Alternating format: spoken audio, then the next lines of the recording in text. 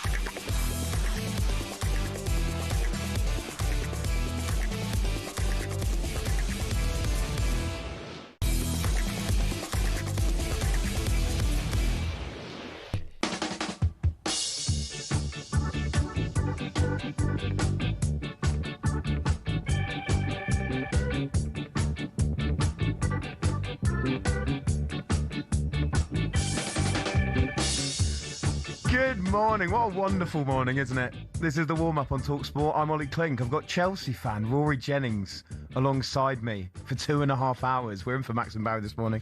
So much to get into. Coming up, Arsenal getting closer and closer, aren't they, to a first Premier League in 22 years, all thanks to that last gasp win over Everton. Magic moment from 16-year-old Max Dowman, coolest kid in school. And with Man City dropping points, is the title race all but done? Is it wrapped up? Are we finished with it? We'll also look ahead to some big games today. Forest could send Spurs into the bottom 3 ahead of their trip to Anfield later. They've got hundreds of players out, Spurs as well, and Igor Tudor is still in charge. Yikes. We'll also play the footballer game a bit later. We'll play Guess the Attendance. And, of course, we will chat about the mighty Newcastle United beating Rory's Chelsea at Stamford Bridge. This is the warm-up on talkSPORT with Travis Perkins, doing what matters for the trade. Find out more at travisperkins.co.uk or download the app.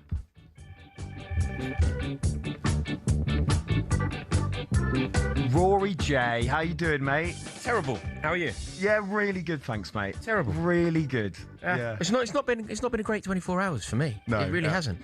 This is very much the frying pan into the fire. Take me through it. But it's the frying pan into the fire. I was sat here with Mr. Jamie O'Hara yesterday, and now I'm lumbered with you.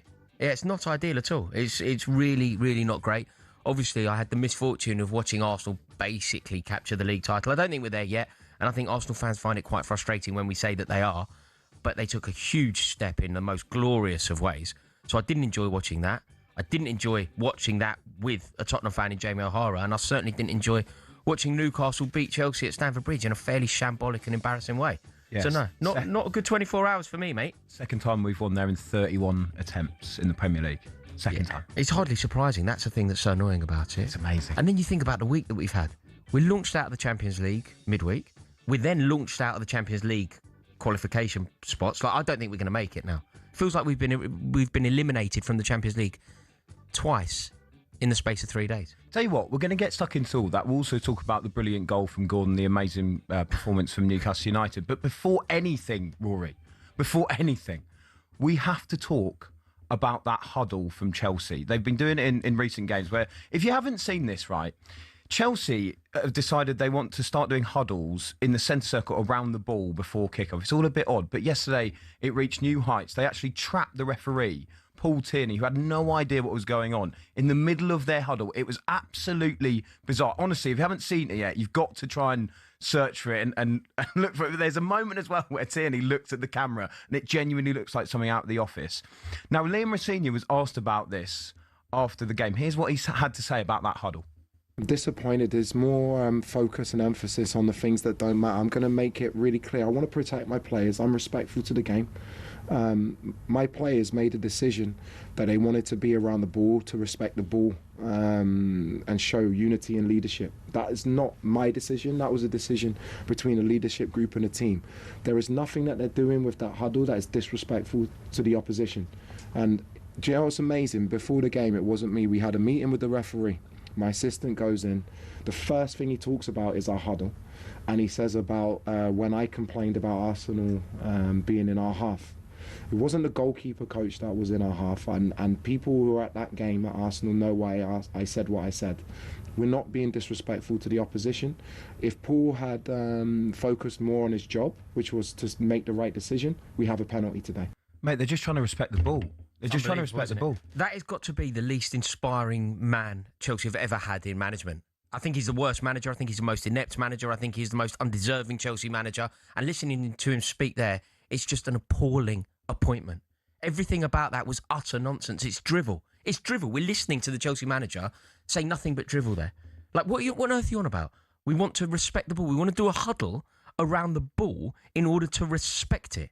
Like, what on earth are you talking about? This is like that marginal gains nonsense, isn't it? It's like a walking LinkedIn post from Jake Humphrey. That's what it is. That's who the Chelsea manager is. Over the years, Chelsea have appointed lots of managers that haven't worked out. But at least you could rationalise it. At least you could understand why they got the job. So, for example, we appointed Luis Felipe Scolari. It didn't work out. He was a very bad Chelsea manager and he was sacked very quickly.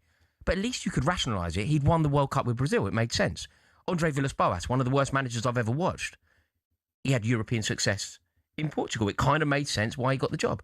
Why is somebody as inept and undeserving as Liam Rosenior in the job? How uninspiring were those words? And then he's focusing on it like, look, I've never played the game.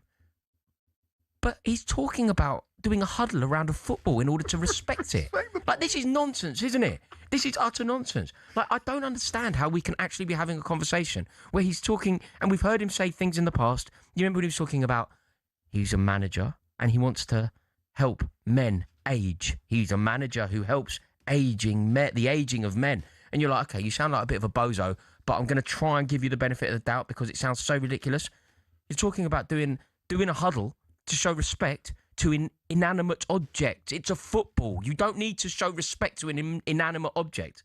So I just think this is atrocious. I think the huddle itself is just it's such odd behaviour as well, and trapping the ref in it. And do you know what? If they were all kind of there taking it quite seriously, it's fine. But you've kind of got Cole Palmer at one point kind of hugs the ref and they're laughing. Because they know it's all performative nonsense. It's immature. They know. It's ahead of a Premier League game. Cole Palmer giggling in that situation. I don't think that it necessarily portrays him in a particularly kind or positive light, but I don't think he's doing anything wrong. I would giggle in that situation. You know, if somebody like Liam Rosenior was trying to find these marginal gains to make us a better team. And he goes, I tell you what we're going to do. We're going to do this really performative huddle. It's going to bring us together. It's going to unify us. We're going to pay our respects to the ball. Yeah, Cole Palmer should laugh at him. He should laugh at him. Yeah, true. Because he's completely out of his depth in the job. Well, actually, Liam Rossini said that it was a decision that the players made themselves, and he almost said that he was proud of his players for taking on that initiative. I'm pretty sure. I was proud of our players when they won the league. What are we talking about? This is the other thing. This is all total idiocy if you win the game. But to do that, we're going to do a huddle. We're going to show our unity. I'll tell you where there was no unity. When Newcastle United scored one of the easiest goals I think I've ever seen scored. Good goal, mate. No, I know goal. you're doing that as a joke. Good goal. It wasn't. Like, let's be totally honest, and I'm not taking anything away from Newcastle. They deserved the win. Anthony Gordon played really well. You had us on the back foot. You were the better side. But it wasn't a good goal. It was actually a poor goal to concede on the Hackney Marshes. It was too easy. It was too easy. It genuinely was. Yeah. Like, you know, I play in a 7-a-side league, and if I did that, my teammate, who's a professional teacher, would have gone, mate, what are you doing? What are you doing? That's how bad the goal was. It was such amateur football from Chelsea.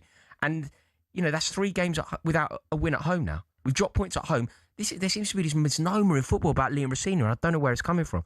People keep saying to me, well, he's done all right, though, hasn't he? He's done better than we expected. You're like, no, he hasn't. We were 2-0 up against Leeds and we didn't win the game. We were 1-0 up against Burnley. We didn't win the game. Both at Stamford Bridge. We've been beaten by Newcastle. He's inept. He's obviously inept. And thrashed by PSG and collapsed against PSG. And that's the point, is that I think most of the games, you know, even if you look at the Villa game, Villa hadn't been in form. It's an impressive win, don't get me wrong. They've gone to Villa Park 1-4-1, fine. But actually, you're right. I think if you look at the other results he's had, and these are the standards you need if you're going to be the Chelsea manager, in my opinion, he's beaten teams that he should be beating. And then when it's come to the games where he can pull off an impressive result, he's lost to Arsenal, he's been battered by PSG, and now you're seeing other results come in, like that Burnley game, like the Leeds game, and then like losing to Newcastle at home. Yeah, I think that's the point as well. There seems to be this thing, because he landed and had an incredibly favourable fixture list, got a couple of wins in a row. People went, oh, is he an upgrade on Maresca? People were saying, hasn't he done well? You're like, you're 2-0 up against Leeds at Stamford Bridge. Leeds are a huge rival of ours, a massive rival. There is a generation of Chelsea fans that will tell you Leeds are our biggest rival in the Premier League. And I like Leeds being back in the Premier League because of that rivalry. We're 2-0 up at home to them. The game is won. The game is over. The game is out of reach for them. I'm sure Leeds fans can correct me here, but if you're a Leeds fan in that away end singing Marching On Together, you're only doing it out of pride at 2-0 down. You think the game is out of reach. And somehow we have pressed the self-destruct button against Paris Saint-Germain. It's 2-2. Things are going okay. We shoot ourselves in the foot again. This is all stemming from a manager that is bumbling along. But let's be honest, the issue is wider than the manager, right? And also the reason he's been appointed is because of those wider issues. No, but the manager is a patsy. The manager is a patsy for this ownership. The manager is a stooge for this ownership. So, look, I can be incredibly scathing about Liam Rossini, and I'm correct. I am completely and utterly correct. But people might say it's harsh. The only reason it's harsh is because the issue is Blueco. Blueco, as an entity, are the worst thing that has ever happened to Chelsea Football Club. This ownership that have come into Chelsea and dismantled an efficient winning machine in the space of 4 years. They took over a team that were the best team in Europe. We won the Super Cup, the Club World Cup, and the Champions League. That's who we were when they took over. Since then, we have won nothing. Well, you won the Club World Cup. No, don't do that. No, you did, though. No, sorry, I've had to put up with Jamie O'Hara doing this to me yesterday. You can't do the same thing. The Club World Cup is an amazing trophy if you marry it up with other major silverware. If you win the Premier League and then you juxtapose the Premier League win with a Club World Cup, then it's amazing.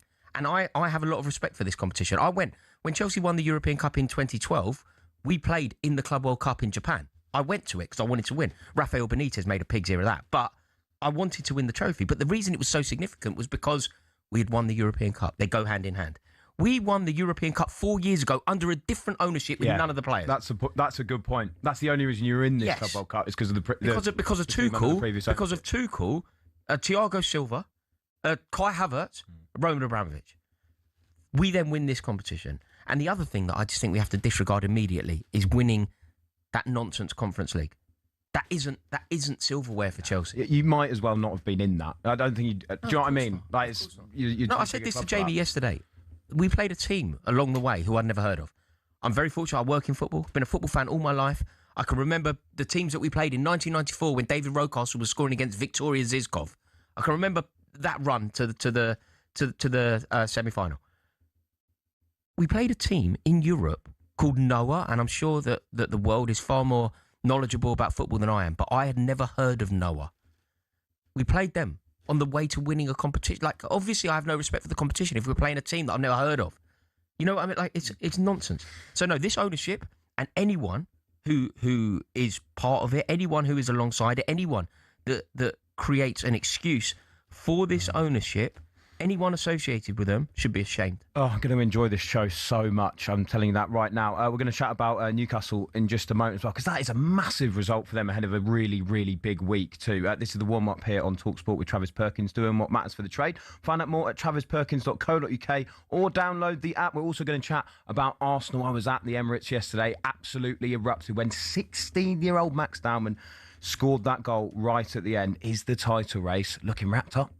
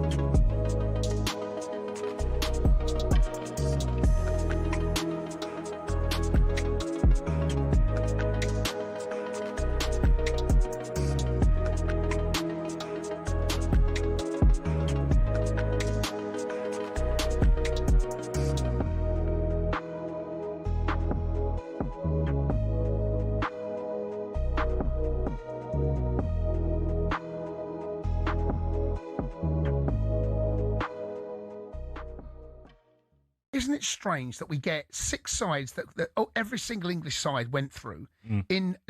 Newcastle were the only side that had to qualify via the playoff system. Yeah. But not one English side in the Premier League. And we like to think that we are. And I think there is a bit of arrogance. I do subscribe to that point of view.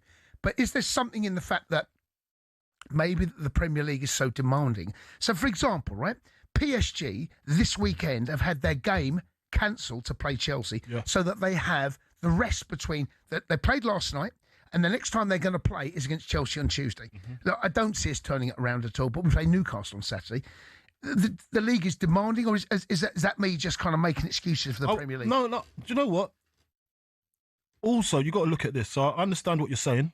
You're not making excuses for the Premier League, but the Premier League might need to start working with the football clubs. How's that going to work? Well, Liga 1 done it. They moved games, cancelled the game to fit it into the PSG schedule to make it easier on the players.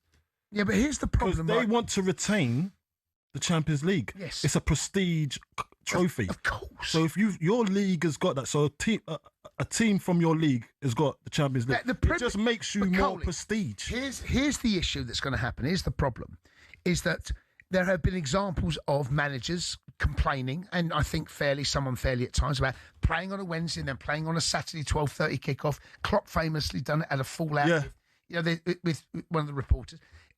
But you cannot show favouritism in England.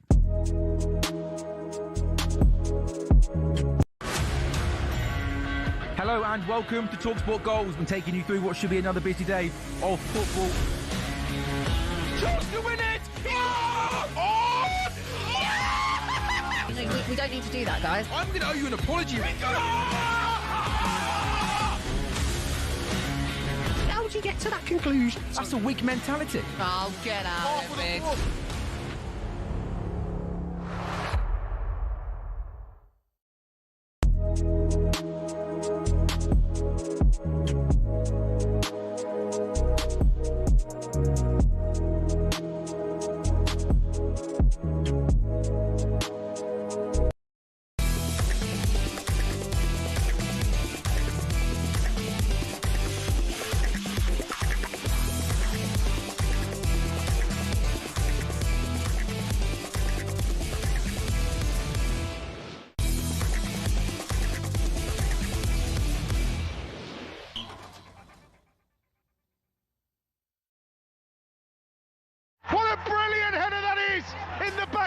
back from Adam Rendell. It's Middlesbrough 1, Bristol City 1. Sunderland 0, Brighton 1.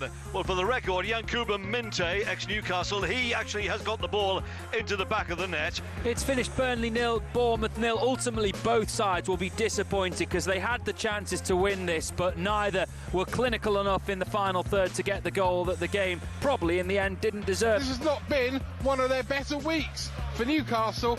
Who knows, going into the game with Barcelona live on talkSPORT on Tuesday. It finished here, Chelsea 0, Newcastle 1. Arsenal come forward with Max Dowman, and they're away, and they're going to wrap up all 3 points. Max Dowman, the youngster, taps the ball home. Cue Bedlam at the Emirates. The substitutes stream onto the pitch. The Emirates erupts in joy. The scenes of celebration here at the Emirates will tell you just how important this result is for Mikel Arteta and the Gunners. It's finished at the Emirates. Arsenal 2, Everton 0. With the in-swinging delivery, Donnarumma doesn't get there, and it's headed in by Mavropanos. In off the underside of the bar, and that's the final whistle. Most certainly, it's advantage Arsenal in the Premier League title race. West Ham have really hurt Manchester City's title aspirations here. This is the warm-up here on talkSPORT with me, Olly Clink, alongside Rory Jennings. Who was that fella at the Emirates? Oh, I don't know, I turned him off. Useless, yeah. And do you know what? It's funny because obviously, because I was reporting at that game, it meant I didn't have eyes on the Chelsea-Newcastle game, the one that Newcastle won at Stamford Bridge. Can I ask you a question? Did you make that package? Did you put yourself in a package on a show that you're hosting? Because there seems to be a lot of you. I was quite a long clip there, wasn't Yeah. Do you have anything to do with this? Are you influencing the packages? No, mate, no. They just wanted a long clip of it. But I actually had the next best thing, mate, because obviously I got to listen to you and Jamie, and I just heard your complete meltdown as you watched Arsenal score those important goals to go to maybe win the league. Do you know what was whilst watching your Do you know what? There was a horrible moment, and I'm sure Jamie would agree with this. I'm sure football fans will completely empathise. We're on air. We're on the radio, and James obviously as Tottenham as they come. I'm a Chelsea fan. We're watching Arsenal effectively win the league, or at least take a huge stride towards winning the league in fairly glorious circumstances, Dowman historic circumstances, and neither of us could really speak, which is tricky when you're on air. We're both sort of just looking at each other going, I want to go home. I don't want to talk about this. There's 20 minutes left of the show. You got. That's how good Arsenal were. That's how big it was for Arsenal. They rendered both Jamie O'Hara and myself completely speechless. Yeah, it was huge, and a huge moment for Dowman, as you say. And after the win for Arsenal yesterday, I spoke to Arsenal manager Mikel Arteta, who was waxing lyrical about Dowman, who got that goal that sealed the points for the Gunners. An incredible talent, but I think what sets him apart is his personality and the way he handles the context, the pressure, the situation. It's not normal. I was going to say, Mikel, it takes immense trust to put a player on so young, even if he is that talented. What made you so confident that he was the right player for that moment and that context of the game? It was a gut feeling, obviously observing the game and what we needed in that moment, feeling the energy in the crowd. I think is a variety of things when you have to make that decision, and for sure, because we all, not only me, I think the staff, the players, look what they do when they have the ball, they give it to him, so that tells you the story. And it's worth noting that he does become the youngest ever Premier League goal scorer as well, which is an amazing achievement for him too. Yeah, it's remarkable. That's such a stat, and he needs to enjoy it tonight and come back to earth tomorrow. This is getting beyond a joke. That's you in the package, you hosting the show, you asking the questions to Mikel Arteta. You're doing this on purpose, aren't you? This is like a stealthy way of calling this the Olly Clink show. It's important stuff, mate. Unbelievable. It's what the public want to hear. Is it? Don't text 81089. It's certainly not what I want to hear. But yeah, I mean, to be fair, it was interesting, that answer, I thought, about having that trust in bringing on Dowman in that moment. Arsenal were not at their best at all yesterday. I actually thought Everton were very unlucky, not just to lose that game, but they had the chances to win it. And we've kind of seen that in recent weeks from Arsenal, that they've ground out results really well. And that, of course, as we always know, is a sign of champions. But I thought that decision to bring Dowman on, who's just turned 16. Rory, the way that guy changed the game was ridiculous. Yeah. At his age, up against an Everton team that are very difficult to play against, very rigid in defence. He won that game for Arsenal. Yeah, he did. He did. And I think that sometimes what you can get when you bring on a young kid straight out of Hale End, throw him in the deep end like that, and then he galvanises the team, drags you, by the way, to a victory that the established internationals in the team didn't look like they were going to secure. I think that could be the defining moment of Arsenal's season. That could be the crown in glory of Arsenal's season. It's the moment they'll remember, I think. I think it is. Yeah, I think if you talk to anyone who's won a league title, they will, and this is obviously applies to Arsenal fans of a certain age. If you're my age and support Arsenal, you will be able to think of the team that won the league in probably '98, where they had a moment. I mean, the one that springs to mind, not as an Arsenal fan, is when they won at Old Trafford, Mark Overmars. Obviously, the Wiltord moment, whatever else. But I think that is the result that will go down as the winner. Like, look, a Chelsea fan under Mourinho, we will always tell you Ewood Park. Arjen Robben scoring at Ewood Park. Aaron Mokoena broke Arjen Robben's foot in the game. That was the moment that we won the league. It was February. But the players knew. The players came over to the away and they're all throwing their shirts in. It was February, but we knew we'd won the league. And I think that Max Dowman's moment, the fact that it was him as well. Yeah. Like, he was the architect of the first goal, the gliding ability, the way that he used his body, the way that he nodded the ball into space, and then the calmness, the composure to slot the ball into the back of the net with that grace. It was just an amazing moment and an amazing goal. I think Arteta deserves a lot of credit 100%. for that trust. And actually, I love the fact that he just said, do you know what? It was just a gut feeling. I just knew he would be able to come on. And actually, he then makes the point, like you say there, this Arsenal side, arguably one of the best in Europe. You know, they're favourites with the bookies for the Champions League. So it's unarguable that that's the case. And Mikel Arteta is there saying, he comes on and all of those players are looking at him to give the ball. Also, it's insane. Do you know what? I think you're right to give Arteta credit. And naturally, what we're going to do when we talk about what happened at Arsenal is we're going to talk about Dowman. We're going to talk about the impact of Dowman, the movement of Dowman, the grace of Dowman, and we're right to do that. But you are also totally correct to flag the ambition from Mikel Arteta. It's brave. It's a gamble. And it's a gamble that he's had a lot of stick this season for being too cautious. Absolutely. No. What we talk about him is that he is the kind of manager who is a little bit boring. He's not exciting. He is risk averse. And yet he has chosen to throw on a kid, to take off his rock in midfield, by the way. He took off Zubimendi. It was an incredibly brave, gambling moment, because the other thing is as well, and this is why it's so brave from Arteta. You know, if Arteta brings on Gabriel Jesus and Gabriel Jesus doesn't perform, Arteta can almost go, well, I brought on the full Brazil international. He hasn't delivered. It's not my fault. If you bring on the kid and it doesn't work, it's 100% Arteta's fault. We would be here today if they brought on Down. We go, why didn't he bring on Jesus? But he took the gamble. He was brave. He made the decision. It was the correct decision. And I think we have to acknowledge quite how brave it was. You know, when we talk about him being 16, you know, like the record that he broke was James Vaughan, Everton. Yeah. James Vaughan was not far off 17. Yeah. Like, Max Dowman he's negotiating both winning a league for Arsenal and his GCSEs. Like, can you imagine being him going to school? 16 years and 73 days. 16 years and so 74 days ago, he was 15. Wow. What were you doing when you were 16 years and 73 days old? Oh, mate, I haven't even passed my driving test yet. Yeah. Do you know what I mean? It's absolutely... What, still? Yeah. What, you can't drive? No, I can't now. Man, that's emasculating. What, you actually can't drive? No. Do you have a disability? Or? No. Why can't you I've just drive? failed two tests. How old are you? 29. What, you don't have a driving licence? No. Oh, mate, that's just... You're not a man. How can you not have a driving licence? You're nearly 30. Yeah, it's bad, isn't it? Do you have a girlfriend? No. No. Yeah, well, that's why, mate. Is there a link? That's why. Is there of this a car. Venn diagram? Is there a grey area? Really, you can't drive? No, it's bad, isn't it? Wow. It's bad, yeah. But anyway, yeah, Max Dowman, coolest kid in school, isn't he? I mean, genuinely imagine walking him to school. I know. He's not even done his GCSEs, mate. Yeah, I know. It's insane. It's truly amazing. You've also got to look at what Arteta did. Like, he took Madueke off, took Havertz off.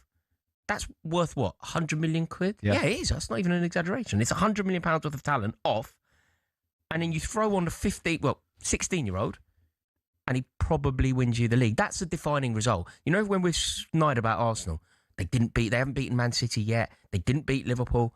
Okay, they beat Villa, but it doesn't feel like the statement result. It's come at home to Everton. Is that it then for you? Is that it? No, it's not it. I think it's frustrating when people say it's it. It's over. It would be some turnaround for them not to win it from here. and I'm ready to concede that they will ultimately lift it. But look, you've got to think about what happened when Manchester United were running away with it and City ended up winning the league. True. And that's 2012. Exactly. Yeah. Exactly. So no, I don't think. And they've still got to play City. City have got a game in hand. I don't think it's over yet, but they're in a very good position now. Why I believe it's over? More so than Arsenal not dropping points. I think Arsenal might drop some points. Just City. There's nobody really chasing. If this Arsenal team could hear the hooves galloping behind them, they could hear Pep Guardiola and Bernardo Silva and Erling Haaland, who we should have a chat about, by the way. Erling Haaland's completely invisible. Was I correct about him? Right? But if they could hear, that pressure, or feel that pressure coming from behind them, maybe Arsenal could capitulate. But City, do you know what's going to happen? By the time we get to the decider, by the time we get to that game at the Etihad, that is going to have the eyes of 1 billion people on it, to watch who wins the league in effectively a playoff, we're going to have a situation where it's over. It doesn't matter. Arsenal can go to the Etihad, lose 5-0 and still win the league. You're going to have a situation where Erling Haaland is going to have to give a guard of honour to Victor Gyökeres. Unbelievable. It was a brilliant result for Arsenal yesterday. So much more of yesterday's games to get into, and we're looking ahead to some big games, especially down the bottom. Spurs in big trouble. We'll chat about that a bit later on the show. This is the warm-up on talkSPORT with Travis Perkins, doing what matters for the trade. Find out more at travisperkins.co.uk or download the app.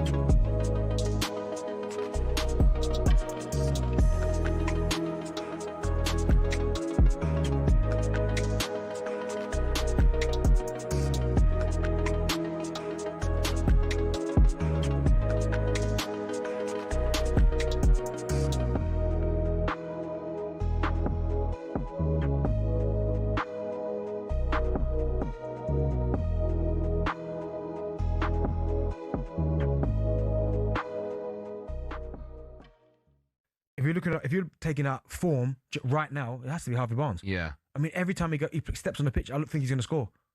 He's so powerful and so quick. When he runs, it's almost like, oh my goodness, you're not catching him. Yeah. And that's where Thomas Tuchel, because I mentioned Barnes, Gordon, Rashford, Foden. You then got Palmer. I'm talking about attacking 10 attacking options. Yeah. You've got Palmer, Saka, Madueke, Bowen, Bellingham can play 10. Rodgers can play left. Yeah. I mean, there are going to be some big names on that list that don't go. Yeah, but annoyingly, out of all of those players, none of them are really smashing it at the moment. Rodgers maybe is doing pretty well. Bellingham's been out injured. Yeah. Nothing from Foden. No, Cole Palmer's gone a little bit cold. Yeah. Saka's not, obviously the numbers haven't been there. Madueke's in and out. But isn't that bizarre? If we were doing this World Cup a year ago, we'd be buzzing with those players. But and as I said, Barnesy. Barnesy, giving the old John Barnesy Yeah, Harvey Barnes. He's right now he's probably in the best form out of all of them. On the left-hand side, Rashford was on the bench last night, right? Yeah. Who starts for England on the left for you out of those two, Rashford and... Oh, Rashford would be first, because Rashford for England's been good. He does? Yeah. Does that matter? It's a good point you make. Does that matter? If you're really good for England, but you're not doing it at club level, and some players are like that... Danny Welbeck was a prime example of that. Okay. Does your league form matter too much when the manager knows when you put the English shirt on, you perform? Yeah, I think for certain players, I think it does matter. Because, again, a prime example was the last Euros, not the one in Germany, the one before that, sorry. Yeah. Where we was all saying Sterling can't go, his form wasn't there, and he was our best player. That's a great point. But you know Sterling's going to get experience, you know exactly that when it's the highest, he can step up.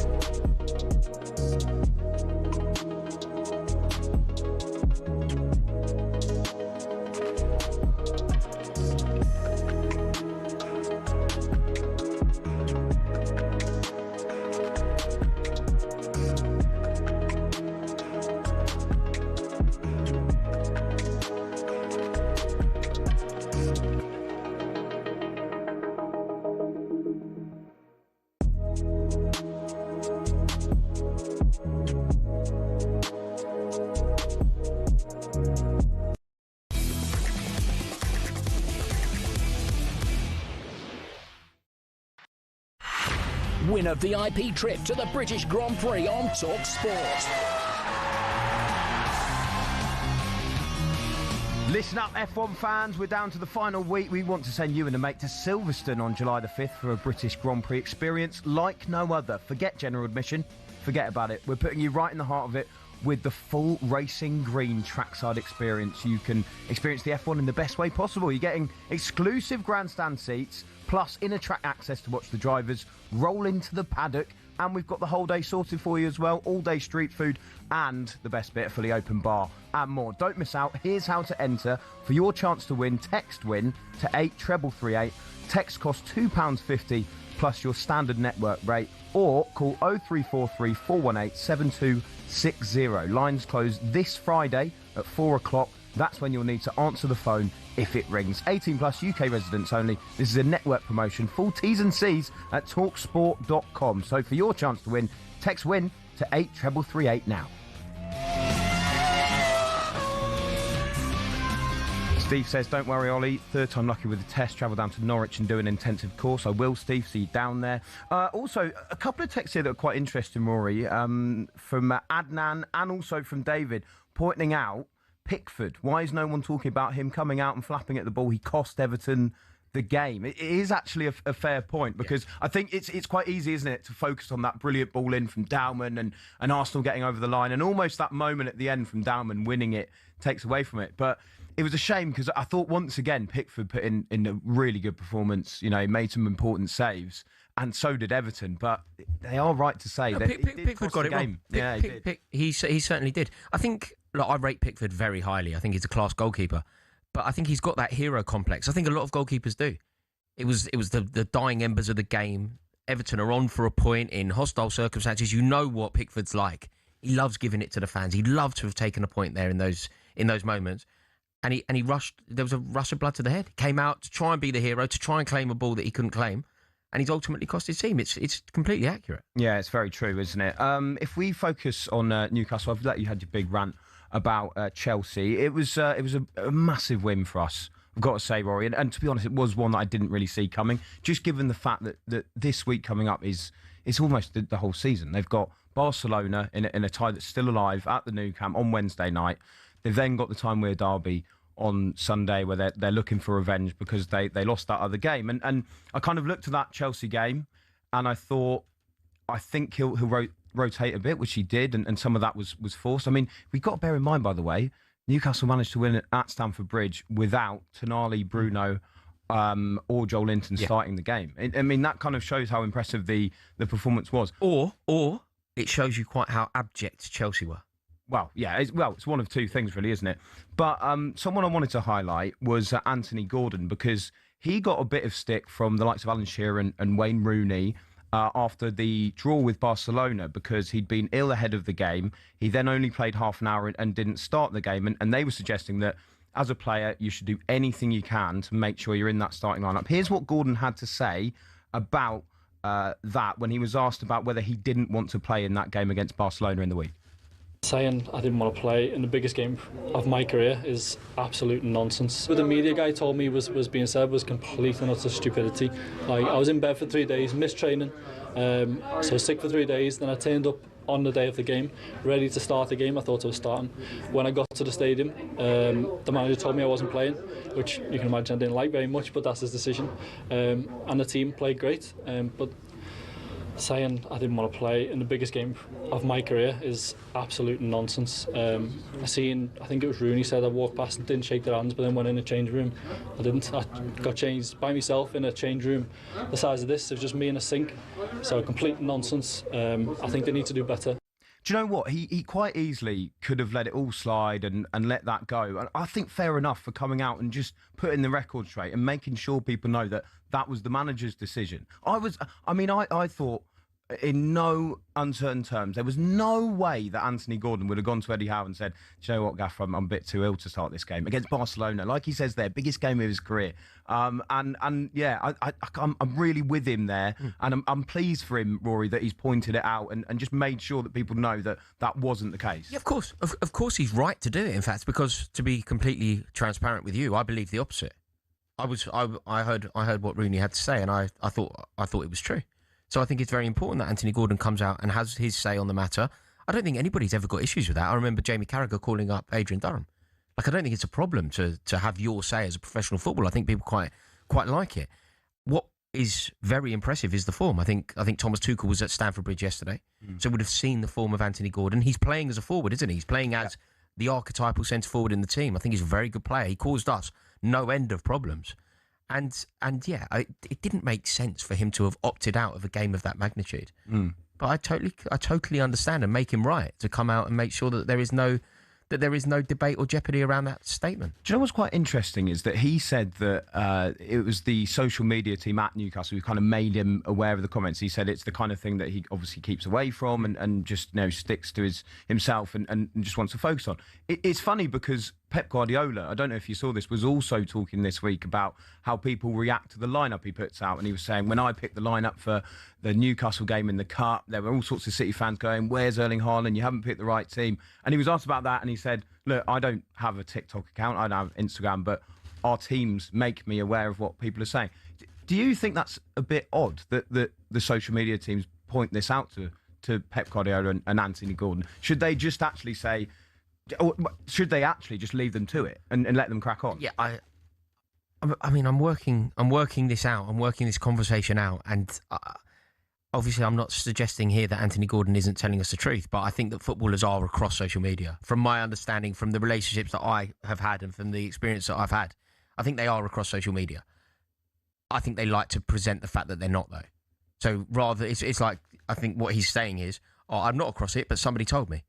I think that they're kind of aware. I think that there is a pollution in society, isn't there, with social media? Like, it's a hateful addition to life. It should be something good. It should be something that adds value, and ultimately it's hateful. Yeah. Well, I follow you, mate. So yeah, it's fair enough. Yeah, you should see what people say about me. My life, mate. No, it's. I think it's a horrible thing. But people contesting lineups and things like that is one thing, but I can understand why Anthony Gordon would hate the fact that there seems to be this rumour swilling across social media that he's opted out of playing for Newcastle United. Yeah. And actually, it does beg the question as well. And we spoke about it on Inside the Toon on the talkSPORT YouTube channel. Sorry, just making the show all about me again. Is there another show? Yeah, just another. Yeah, it's another one. Yeah. You don't need me here, really. This Not could be really, a one-man mate. show for 2.5 hours, couldn't it? Just pre-record answers for myself. No, but yeah, we were talking about it, and we actually said that maybe after the game, Eddie Howe could have made it a bit clearer that it was his call, that Anthony Gordon. No, but see, I disagree here because I don't think Eddie Howe or any other manager has a responsibility to talk to social media. We don't have, as football fans, a God-given right to have every whim or question that we have answered by a manager. Eddie Howe's responsibility is to make sure that Newcastle win games. Does he not need to look after Gordon a bit there, though? Because actually that wasn't social media. That's two ex-pros, two ex-England players suggesting that he didn't want to start the game. Maybe. I just think that there seems to be this thing in football where we all demand, not only in football, in society, we demand answers from people. Eddie Howe's responsibility is to make Newcastle win games. People do this to Arteta. You know when people genuinely say, but he's not entertaining me. Right, who are you, the Sultan of Brunei? Why do we need to entertain you? Arsenal and Mikel Arteta have a relationship where Mikel Arteta's sole objective is to secure the league. Winning in itself is entertaining. He doesn't need to entertain the rest of us. He doesn't have a responsibility to make sure that Arsenal are first up on Match of the Day. He has the responsibility to win the league. Everybody seems to feel very entitled about what football is to them and are they getting what they want out of it. Eddie Howe doesn't really need to factor in anything other than how do you get a positive result at the Nou Camp? Ian sent us a text. How does Ollie feel about a 19-year-old winning the Chinese Grand Prix when he can't even drive yet? It's a really good point, Ian. I'm not going to lie. I've lost all. I didn't. My expectations of you were quite low before this show started, and you have just dropped to new low, like new depths. You are the pits. You can't drive. It's all because you lost to Newcastle, isn't it? Yeah, I love it. It's partly clouded by that. I love it. Also, what is going on? 19-year-old winning the Grand Prix, Max Dowman scoring a goal that basically wins Arsenal the title, potentially. What is going on, man? Yeah, I know. It's unbelievable. You know these things, though? This is part of football, isn't it? Like, look, I don't want Arsenal to win the league, but it is a beautiful thing. Like, I remember when Wayne Rooney burst onto the scene. I remember when Michael Owen burst onto the scene. It is an amazing thing to witness because effectively what you are witnessing here potentially is historic. If Max Dowman, and obviously there's a long way to go, But if you think about the trajectory that Wayne Rooney's career went on after that initial burst, if you think about what Michael Owen became, I feel like people are very scathing and snide, actually, to the legacy of Michael Owen. But Michael Owen was the closest thing to Beatlemania that I ever knew when I was at school. True. It was amazing. Like, it was unbelievable phenomenon. Outrageous player. And maybe we're witnessing something rather spectacular here from Dowman. Any chance? Do you remember when Sven took Theo Walcott to a World Cup? Ooh. There's no chance, is there? Is there a chance that Max Dowman? Is there a chance? I don't think so, because England are so good.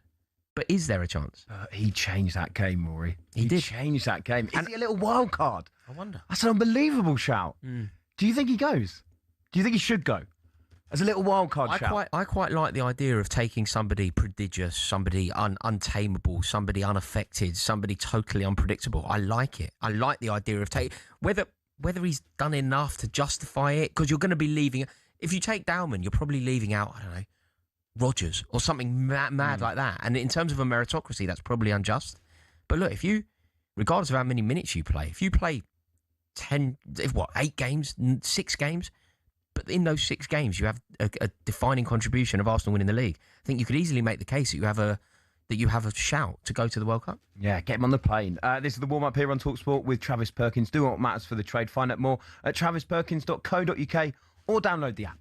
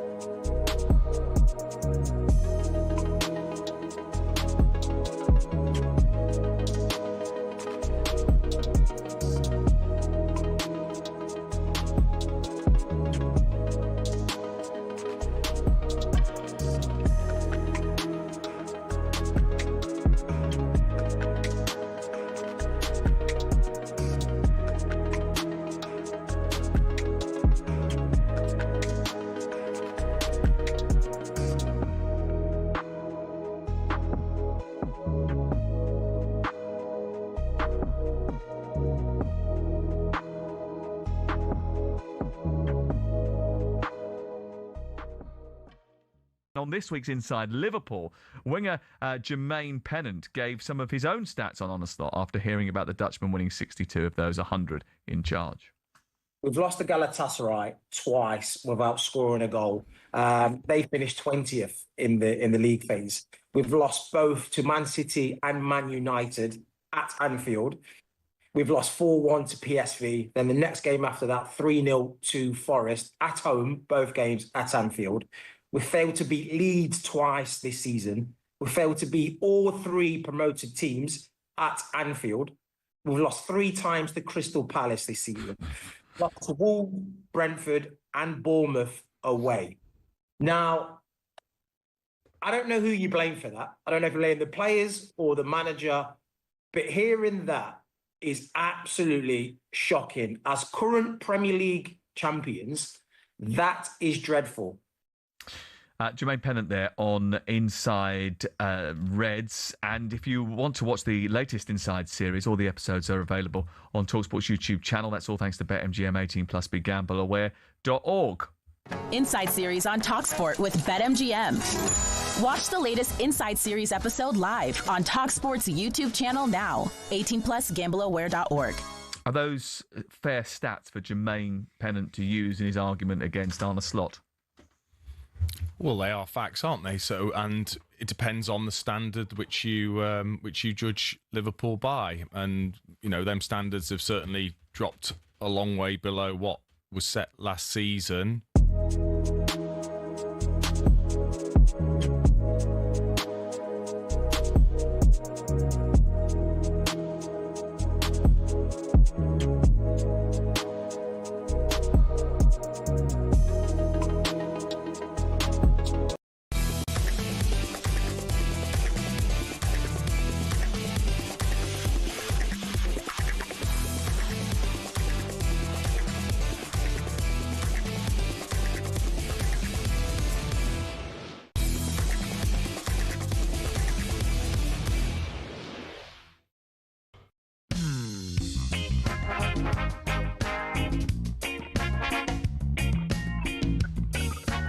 Great goal as well for Gordon, wasn't it? Brilliant finish. Oh, wonderful. What a result. What a result. You know, we haven't won there since Papi Cisse scored those unbelievable goals. Mate, in the league. You are doing my loaf of bread in.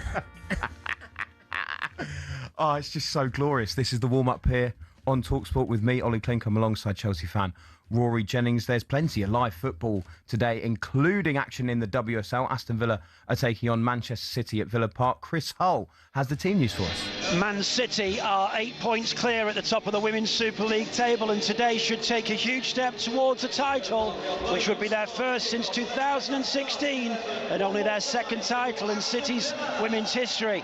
City actually need 12 points from the last 6 games to secure the league.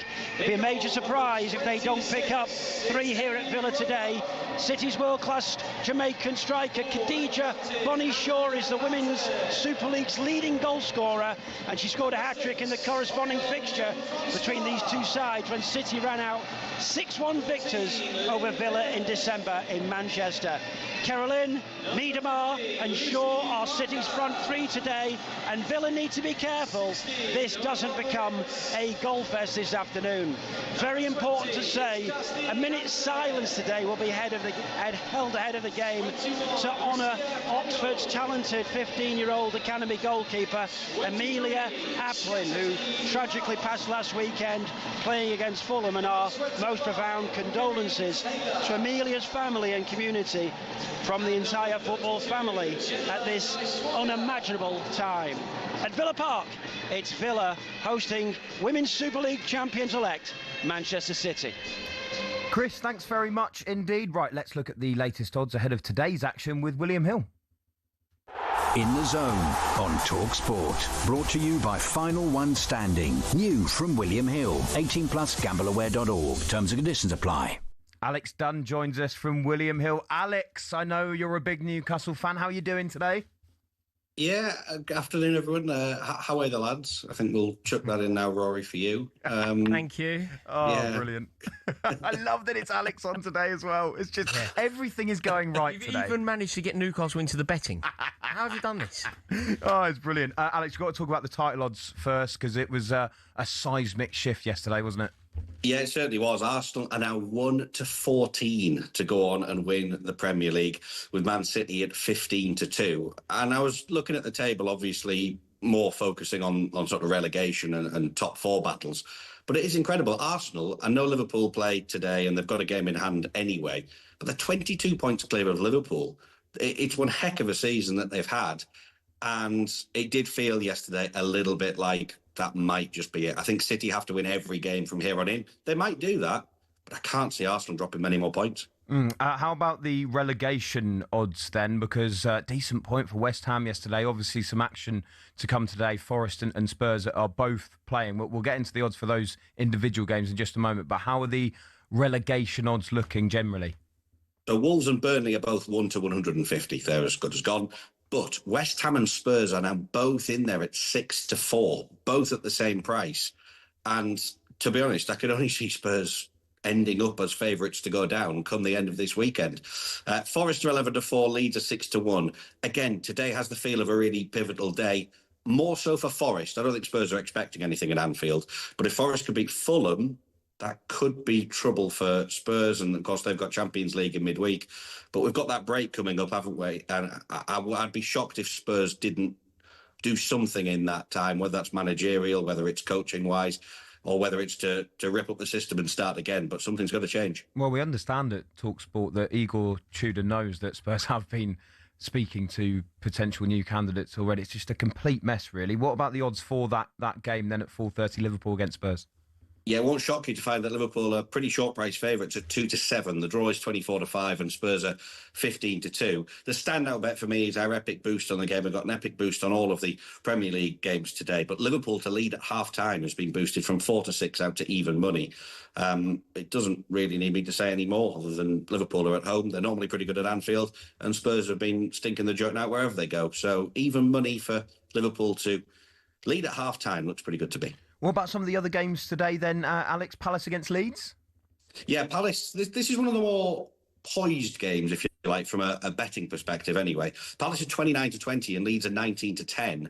It's one of those games that probably means a little more to Leeds than it does Palace, and Palace have got the second leg of their European game on Thursday as well to maybe look forward to.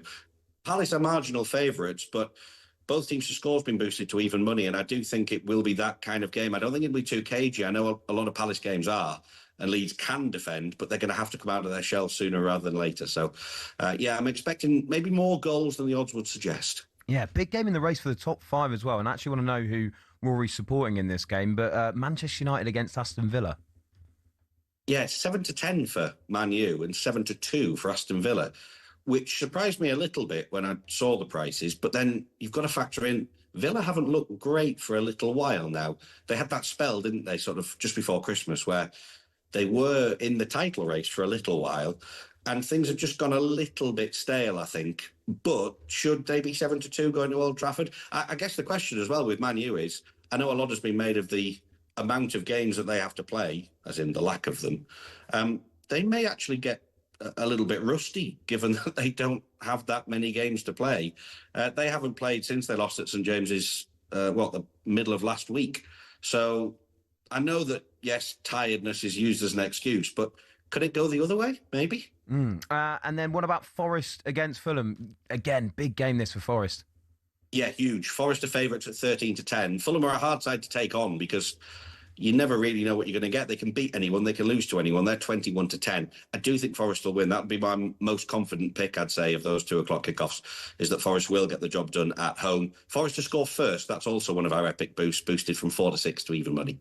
Alex, it's been an absolute pleasure to have you on. Thank you so much. Alex Dunn, their Newcastle fan and William Hill spokesperson. That was the latest odds brought to you by Final One Standing from William Hill. Terms and conditions apply. 18+. Gambleaware.org. In the Zone on talkSPORT. Brought to you by Final One Standing. New from William Hill. 18+. Gambleaware.org. Terms and conditions apply. To be fair, mate, 2 things. You drew the second half. And you respected the ball so well. I mean, that ball has never had so much respect. You're a Rizzler paper away from turning up in a Liam Rossini mask, aren't you? And the clown outfit, of course. Coming up next, we're going to be chatting about Spurs.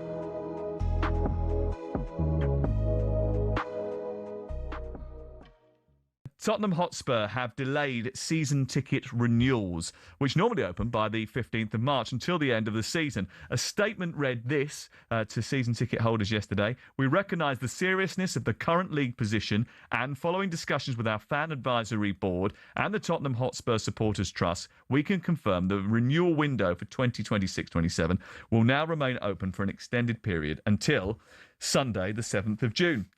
And this is because, of course, the relegation is a real threat now, and even the club are recognising that that could be a possibility. This comes as talkSPORT understands that Igor Tudor has already alienated much of the Spurs squad. His treatment of goalkeeper Antonin Kinski during Tuesday night's hammering at Atletico Madrid did not go down with the dressing room. First of all, Crook, why don't you tell us, because you're the inside man here, what you understand the state of play to be? I think a lot of the senior Spurs players, if you like, already have big reservations about Igor Tudor and his man management, and those were only exasperated by what happened with Kinski. I thought it was quite pointed.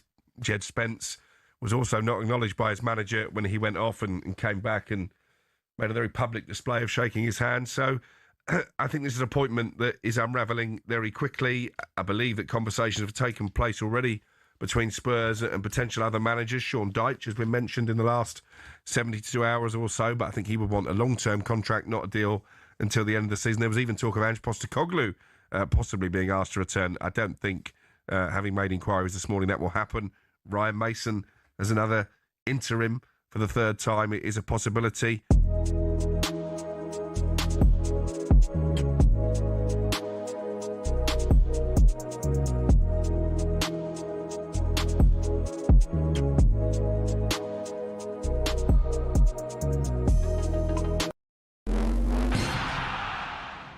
Shin pads are a footballer's best friend, even if players like Jack Grealish do wear such small ones you can barely even see them. But what's the story with shin pads, and are there any rules on how big they should be? It all started with cricket, actually. Cricketers had been wearing shin pads since the 1700s. They'd been introduced not for leg protection, but instead to give batters a strategic advantage. The idea was that batters could put their leg pads in front of the wicket if they missed the ball, preventing them from being bowled out. Obviously, that all changed when the LBW rule came in, but that was the theory behind them. It was thanks to this guy that shin protection made its way over to football. Meet Samuel Widdowson. He was a cricketer and a footballer. He played for Nottingham Forest back in the late 1800s, and he wanted a way to protect his legs from nasty tackles. Apparently, he'd broken his leg in a match against Sheffield United in 1874 and wanted to stop it from happening again. Naturally, his mind drifted to his other favourite sport, where players had been wearing these pads. Story goes, Widdowson cut up his cricket pads, sewed them into his socks and popped them on before taking to the footy pitch. Ta-da! Shin pads. Like all great genius inventors, everyone took the mickey at first. To be fair, he probably looked quite stupid running around with these on. But it's thought his whole Nottingham Forest team then began wearing them from 1887, and the first known use of them in a match was in 1894, in a match between Newcastle and the then Woolwich Arsenal. Eventually, FIFA clocked on that this protection was pretty important for footballers. Multiple studies have shown wearing shin pads clearly reduces the risk of players getting lower leg injuries. And so in 1990, basically 100 years after Widdowson first put them on, shin pads were made compulsory. It became a part of Law 4 of IFAB. That's the body responsible for setting the laws of the game internationally. But the law doesn't actually specify anything about measurements of shin pads. It just says pads must be made of a suitable material and be of an appropriate size to provide reasonable protection. It's really vague, and players can get away with a lot. A lot of grassroots clubs are choosing to ban micro shin pads for obvious reasons, though, especially after a 15-year-old player from Penistone Church broke his leg while wearing them. Still no change from IFAB, though. That's why Grealish and co can still get away with these ones, which are no bigger than a credit card and which seem to offer little to no protection whatsoever.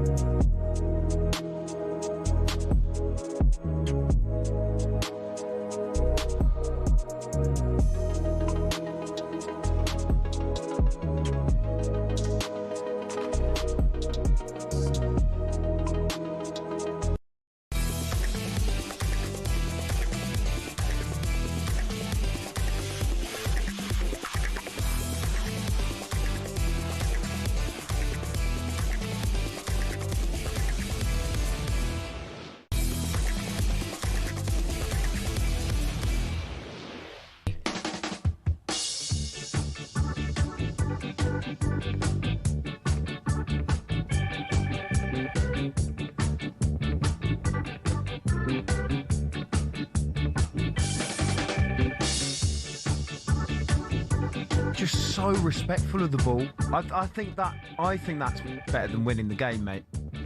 They just had so much respect for that football. It's so weird, isn't it? You know, if you actually break it down, It's amazing. Like lionising the football, an inanimate object. It's just a ball made in a factory. How on earth are you worshipping a football like this? We need to pay our respects to the ball as if it's some sort of deity. And that is being instilled in these players, some of whom are elite or at least borderline elite. Oh, it's brilliant. It's brilliant. This is the warm-up. I can't believe... Is Liam Rosenior the worst Chelsea manager of the Premier League era? Andre Villas-Boas, Ian Porterfield... It's a bit early for that. I know it's not. It's been a rocky start, but it's a bit early for that, isn't it? I don't know, Ollie. I've had enough. I've had enough of you. I've had enough of him. Enough of it all.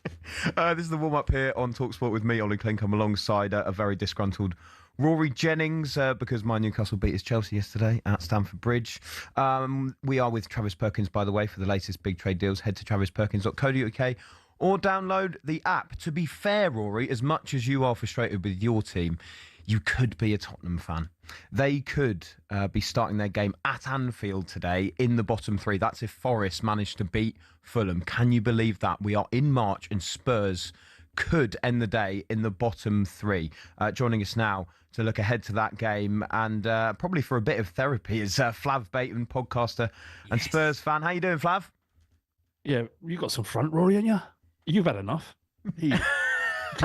No, I'm feeling very inspired now. No, this is where I suddenly feel very invigorated. Cool. This is like a spa break. You know, when I talk about Chelsea and Liam Rossini, I feel very flat. I feel like I need like a holiday. And now we're going to talk about Tottenham. This is like me going into a spa break. I'm going to get to talk to you, get to laugh at Tottenham. I'm going to come out of this all exfoliated and brilliant. I mean, how are you doing, Flav? Because this Igor Tudor appointment was a bit bizarre in the first place, but let's be honest, it has been an absolute disaster. Yeah, it's gone about as bad as it possibly could go. It's a really strange thing, Ollie, because like when they sacked Frank, for the first time, I've generally kind of got ideas about what I think the club need to do in order to move forward. And I was just really confused about what that looked like. And I couldn't really pick a manager, but literally the last human being on earth I would have thought of was Igor Tudor. And then you looked at it on paper and look what you've done when he's gone into Udinese, he saved them from relegation. He got Juve into the Champions League last season. He did something similar with Lazio in European football as well. So he has a track record of going into a club's firefighting and finding a way out. And there's no irony lost in the fact that the only club he hasn't been able to do that at is Spurs, in the same way that the only club that Jose Mourinho, apart from Fenerbahce, I think, that he couldn't win a trophy was with Spurs. So it doesn't surprise me, but it has been an unmitigated disaster. I'm surprised he's still there, to be fair. What do you think, Flav? Like, on one level, it sounds almost ridiculous to talk about sacking him. So far, he's only managed 3 Premier League games. It feels almost foolish to say he needs to go. But those 3 games that he's had, that's sort of 25% pretty much of the reign that he's going to have at Tottenham in order to keep you up. And you've lost all 3 of them. Do you think that it's time to pull the trigger again, get rid of him? And if so, in what direction do you move? It's even more difficult to answer that question now than before he came in. I think he's tried to overcomplicate things. I think what the right decision would have been, and I can't claim to have been calling for this when Tudor was put in place, but someone like Harry Redknapp, who with Ryan Mason and Ledley King, people that know the football club and that are of similar age and of generation than the players that are currently playing at Spurs, but just get someone in who can motivate the players, remind them that they are Premier League footballers and that they are good, and do something similar to what he did when he came in 2009, I think it was, when he first came in, because what Redknapp did was come in and say, this team is too good to be in this position. I'm going to play the players in the right positions, and I'm going to remind them how good they are. And I'm sure there's a little bit more to it than that, but it kind of, Igor Tudor's come in without not being able to get the team on board, and there are worrying signs already. And you may argue that that perhaps the players are as much part of this as him. But I don't know if you noticed in the game against Atleti last week that when I think Jed Spence came off, and he made a point of walking up to Tudor, tapping him on the back and then shaking his hand as if he's not acknowledging the players. Now, some people might look at that and go, "Oh, that's petulance." To me, it's a major sign of the relationship with the players and the manager. And the last thing you need is a group of players that don't want to play for a manager at this stage, because I already think we most likely will, if we don't change Tudor, get relegated. But if we decide to stay with him, that sort of stuff has to be fixed quickly. Yeah, it's interesting, though, you pick out the players there too, Flav, because obviously alongside this is a huge injury and suspension list, especially heading into today with no Romero, no Van der Ven, Palhinha's out as well. You're kind of really worried about heading to Anfield with so many issues like that. But are you looking at this almost through the eyes of whoever comes in? It's going to be so difficult to get the best out of these players in order to kind of bring you out of that situation. Yeah, I mean, no one wants to hear talk about injuries and it's boring, but it's so significant. Spurs have got 14 first-team players out. We're in a situation where we're losing to Atleti, and two of our players are competing for a ball in Romero and Paulinho, and they've clattered each other's heads. And they're both now out for 10 to 14 days if they show no further symptoms. Concussions can be so complicated that they may show further issues and present it. We've now lost both of those players who are influential. Romero's been missing for sort of 80% of the last 10 games. You can't legislate for this stuff. And in a way, you're worried about whoever comes in, because our options on the bench against Liverpool today, I mean, we could have a full strength team. I think we've won there twice in 30 years, something like that. But to go there with what we've got it's impossible, pretty much. Have you had a text from Igor Tudor, Flav? Anyway. Are you on the bench today or anything? Or I could do. I could do a job still. No worse than Kinski. Oh, man, and this is it. I mean, look at what a crazy season where you got a young keeper, and we're all talking about Vicario and thinking maybe he isn't the guy. He's not good enough. His distribution's poor. He's okay at shot stopping, but let's give Kinski a go. And within 17 minutes, he's been hooked. But it's the decision-making, Flav. It's not only the fact that you've given him a go. It's giving him a go in those circumstances, isn't it? You're giving him a go at the Wanda Metropolitano, an incredibly experienced and wily Atletico Madrid side, a very intense atmosphere. Like, there's nothing wrong with experimenting, but you don't experiment away from home in Europe with a kid. Like, this is just so basic, isn't it?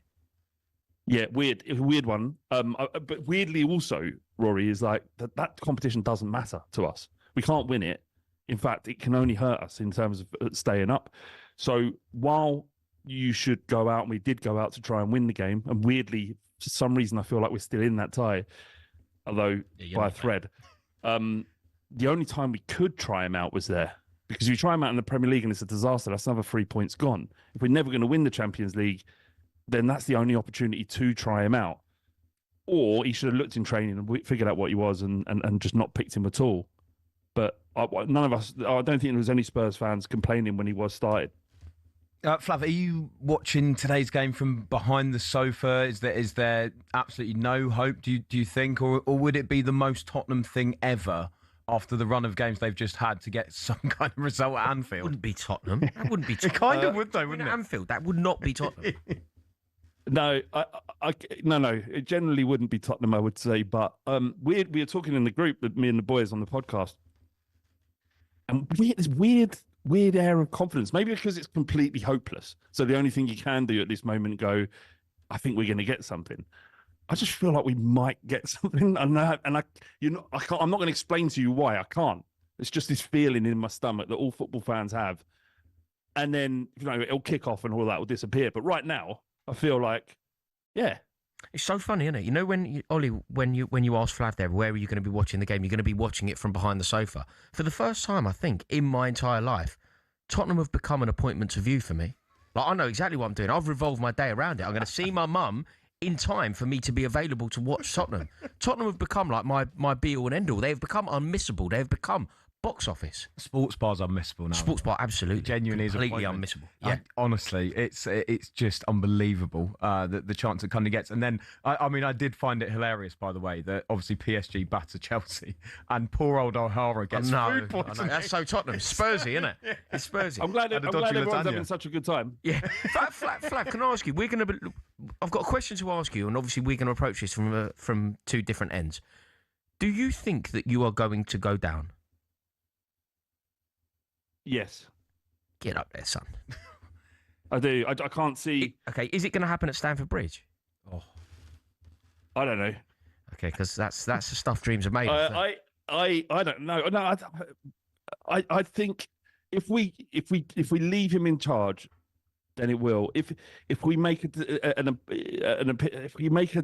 got to throw another. I don't know what I'm trying to say. We've just got to give it another go with a new manager because this is going to fail. Who? Some like Redknapp. I've heard rumours. I don't know how true they are that De Zerbi's almost agreed to come. I don't know if it's true, but something like that might give them the impetus to play. But the situation is so dire. The injuries are so bad. The confidence is so low that you look at West Ham, you look at Forest, and they're like almost opposite. Flav, thanks so much for coming on. We hope we've kind of helped you with a bit of therapy there. And no, I haven't enjoyed that at all. Actually, we have. It's been great. And try and enjoy the game a bit later on. Flav Bateman, their podcaster and Spurs fan. By the way, I should point out, I'm very sorry, I got ahead of myself. West Ham are on 28 points. They are 18th. So actually, Tottenham can slip to 17th today if Forest win, but they won't be in the bottom three. So it's not all bad. It's not all bad, but it's looking pretty desperate. That's interesting as well. Flav saying that he thinks they're going to go down. It's looking that desperate, really, isn't it? And just a moment here on the warm-up on talkSPORT, we're going to be playing the footballer game.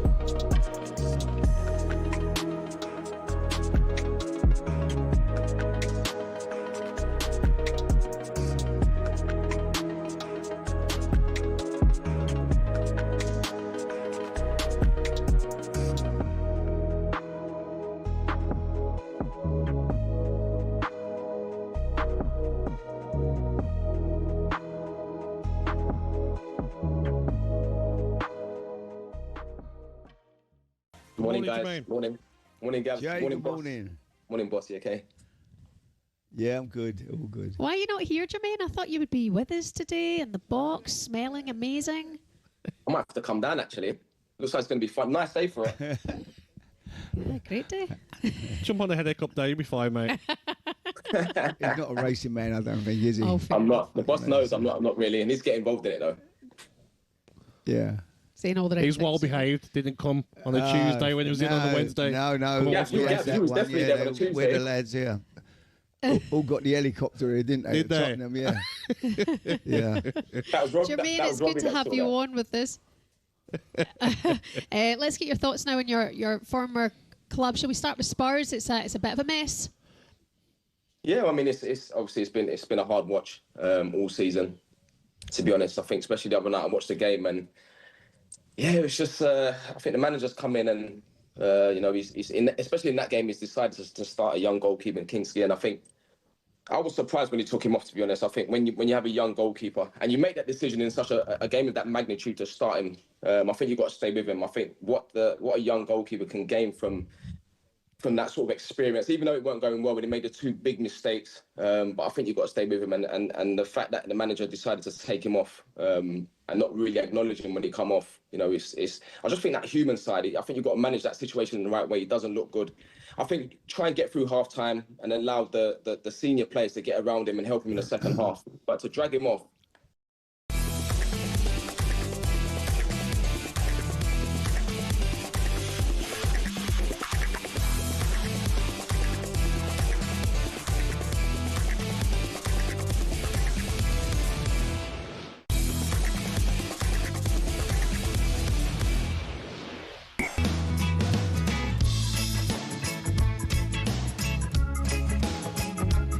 Sonny, the Arsenal fans got in touch. Spurs don't need a new manager. They just have to respect the ball more. Yeah, this is it. Bang on. This is it. Do a huddle round the ball, have the ref involved. And what could possibly and go wrong? Stay up. And they will stay up. Oh, brilliant. I love that, Sonny. This is the warm-up here on talkSPORT with me, Olly Clink, alongside Rory Jennings. It is time for the footballer game. Producer Reese has come in. How you doing, Reese, out of 10? About a 15 after last night, yeah. Honestly. Love that. It's so good. Problem. I've never heard you above a 4. No, it's just one of them things you just don't expect City to drop points against West Ham. So it's one of those things that you don't adjudicate for, and then it happens. So there's like an elation. But I don't think it's done. But we're in a, I'll take what I can get, and this is as positive as it gets right now. They're getting there, aren't they? Oh Yeah. Anyway. It would be quite some collapse from here, but I think we actually look the real deal now. We look difficult to beat, which has always been our problem historically, is that we've played the beautiful game and we've not had the steel. But now we've got the steel, and it looks as if we're going to get there. Grinding out results. Yes, with a little bit of silver. That used to be called winning like champions. But now it's an abomination and a crime against. We're playing the footballer game. Is it? It's a debut for Rory Jennings on the footballer game. It is a debut. Do we? Have we got? We're being joined by Alex Crook and Ian the Moose Abrahams. Crookie and Moose. Yeah, it's a stack going up today. Crookie, how you doing? First of all. I'm good.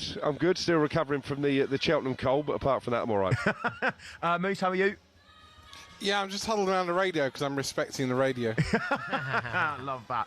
Right, Reece, are we good to go? We're all good to go. Our first footballer began his career at Strasbourg in 1992, staying until 1998, scoring 4 goals in 127 games. He then moved on to Everton for the 98-99 season, scoring twice in 30. Decore. Nope. Moving on to RC Lens in 99, staying for just the 1 season, scoring twice in 26, before moving to the Premier League again with Leeds. Olivier Decore. It is Olivier Decore. Get up there, Rory. That's pretty much what I said. I said Decore. I meant Decore. Yeah, you're a commentator, mate, so just get the name right next time. I could picture him. Yeah. That's half the battle. Picture him. That's half the battle. I've done that before and not been allowed to have points. Don't worry about it, Cricket.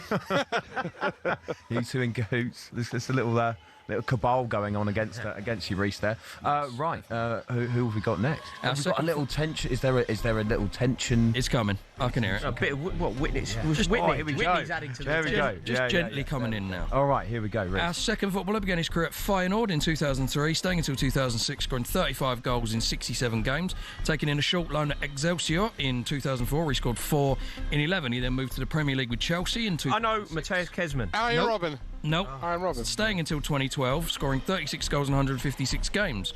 Chelsea then sold him on. No, sold him on to Lille, where he stayed between 2012 and 2014, scoring 30 goals in 67 games before moving to the Bundesliga with Hertha Berlin, where he stayed for 6 years between 2014 and 2020, scoring 48 goals in 151 games. He then moved to Brazil with Botafogo for the 2020-21 season, scoring once in 25, before finishing his career at Arta Solar 7.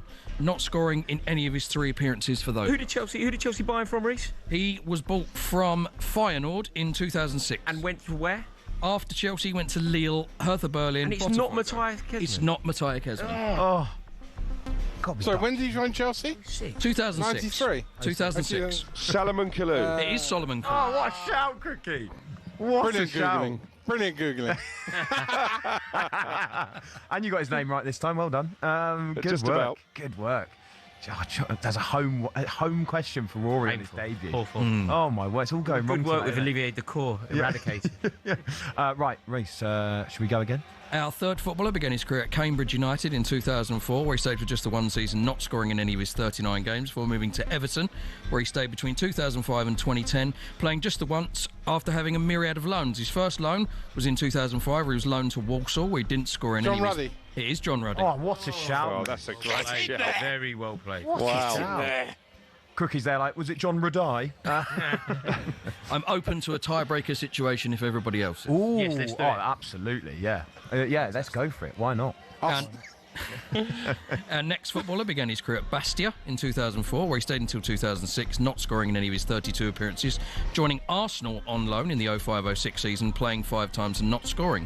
He made his move to the Emirates permanent, where he stayed between 2006 and 2012, scoring 7 goals in 133 games after taking in a brief loan at Charlton Athletic in 2007, where he didn't score in any of his 12 games. Arsenal then sold him to Barcelona in 2012, where he stayed... Nope, until 2016. Oh, the defender for Marlon. Nope, he scored once in 39 games. He was loaned twice to West Ham, once for the 14-15 season. Song.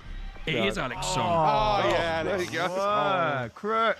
Crook on fire with the Googlings. Crookie at the far Great post. work, Reece. Reece, brilliant stuff. Deliver that well. So basically, Rory and I got everything apart from the link with our clubs. Tremendous. I was absolutely nowhere to be seen, as usual. Yeah, were you playing, Ollie? Yeah, not really. Honestly. Very gracious for you One to of the step aside. I just thought I'd let these 3 have a great go there. Well done, Crook. Did well there. Well, I think there was a moral Well victory done, because Alex. I basically got the first one as well, didn't I? Oh, all right. Oh, there you go. All right, yeah. Nothing about humble you then, eh? literally didn't. So, Completely different player. yeah, I thought you meant Abdoulaye Doucouré, who played for Everton, didn't he? So completely wrong era, obviously. But yeah, well done, mate. Is that your first winner of the week? You probably lost quite a lot at Cheltenham. I'm not sure, or did you do quite well? Had a very good Cheltenham, Did including you? a 66-1 winner. Did you now? Oh, What, well you had done. white noise? Not White Noise, no, the one that raced the previous day. Matato, was it? All right. Why did you just associate white noise with Crookie there, Moose? Is that? No, that was a 66-1 winner for Tom Bellamy, whose mum then went on national TV and said, "Can my son have a girlfriend?" Which was hilarious. That was very good. Gentlemen, thank Maybe you that's what very Ollie's much. mum should do. Oh, brilliant stuff. Gents, thank you very much indeed. We'll check in with you guys a bit later on, both of those at big games today. A bit later, we'll get team news later. Rory, I thought your debut went quite well there, actually. It's all right. Yeah, not right. too bad. Is It's it- slap bang in the middle of mediocrity, really. Yeah. Like me, exactly what I strive for. It summed you up perfectly. Well done, mate. Loads still to come on the warm-up. We'll build up to a big game for Forest. We'll carry on chatting about that relegation battle. Max Scott, big Forest fan, talkSPORT presenter, is going to join us. He's at the City Ground today. They play Fulham at 2:00. And yeah, plenty more still to come. We'll play Guess the Attendance later. That will be my debut and your debut, Rory. So I'm looking forward to that too. This is talkSPORT.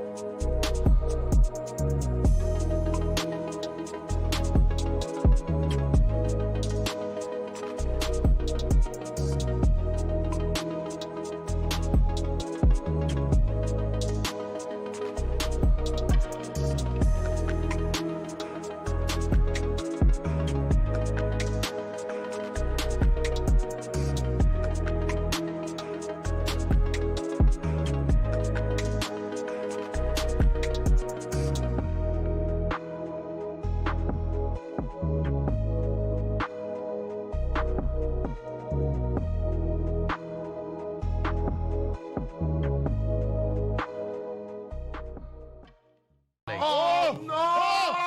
No! What is that, man? What is that? Come on. That is just That's so typical. That's so nonsensical. PSG 3, Chelsea 2, and goodness me, boys, you've shot yourselves in the foot. What is that? What is that? I said it. We said it. You bring in a keeper because he's good with his feet. But really and truly, is he that good with his feet? Watch this shambolic goal. Reece James plays the ball back to Jorgensen, who tries to play out from the back, and he gets intercepted. It falls to a PSG player. And by the way, as well, when he gets worked to Vitinha, the goalkeeper's off his line. And that is some dinked finish, isn't it? But once again there, Kwaku, he's taking way too much time. And my goodness me, in a game of football where you're level at 2-2, possibly looking the better team, in a game of this magnitude, at this level, mistakes like that, Louis, are just completely unacceptable. It's ridiculous. It's absolutely ridiculous. This is why when people talk about keepers playing with the ball at their feet all the time and how it's a massive priority, yes, I appreciate the game is changing, but the priority for a goalkeeper is saving it. There's also moments as well that I don't think they're clearly there. You had a PSG player coming from the left-hand side. It's logical. You could see ahead as well someone's being pressed. I'm with you. Playing out from the back is a part of football, but if you can see there's pressure on, there has to be a moment where you don't play out from the back and you just go long. But this is the problem. There's this consistent need to always play out the back, always play out, always play out.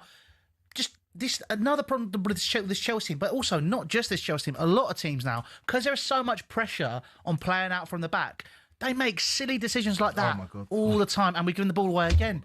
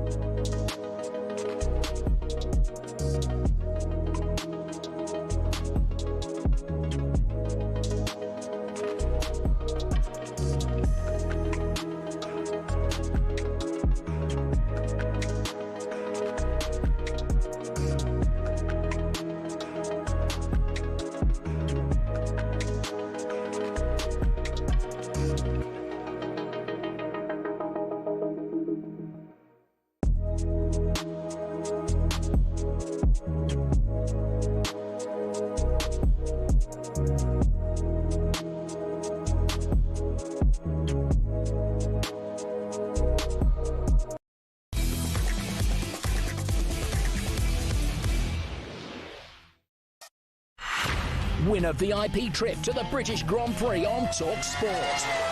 It's lights out and away we go. Listen up, F1 fans, we're down to the final week. We want to send you and a mate to Silverstone on July the 5th for a British Grand Prix experience like no other. Forget general admission, we are putting you right in the heart of it with the full racing green trackside experience. You can experience the F1 in the best way possible. You're getting exclusive grandstand seats plus inner track access to watch the drivers roll into the paddock. And we've got the whole day sorted with all-day street food, a fully open bar and more. Don't miss out. Here's how to enter for your chance to win. Text WIN to 83338. Text costs £2.50 plus your standard network rate, or call 0343 418 7260. That's 0343 418 7260. Lines close this Friday at 4 o'clock. That's when you'll need to answer your phone. If it rings, 18 plus, UK residents only. This is a network promotion. Full T's and C's at talksport.com. So for your chance to win, text WIN to 83338 now.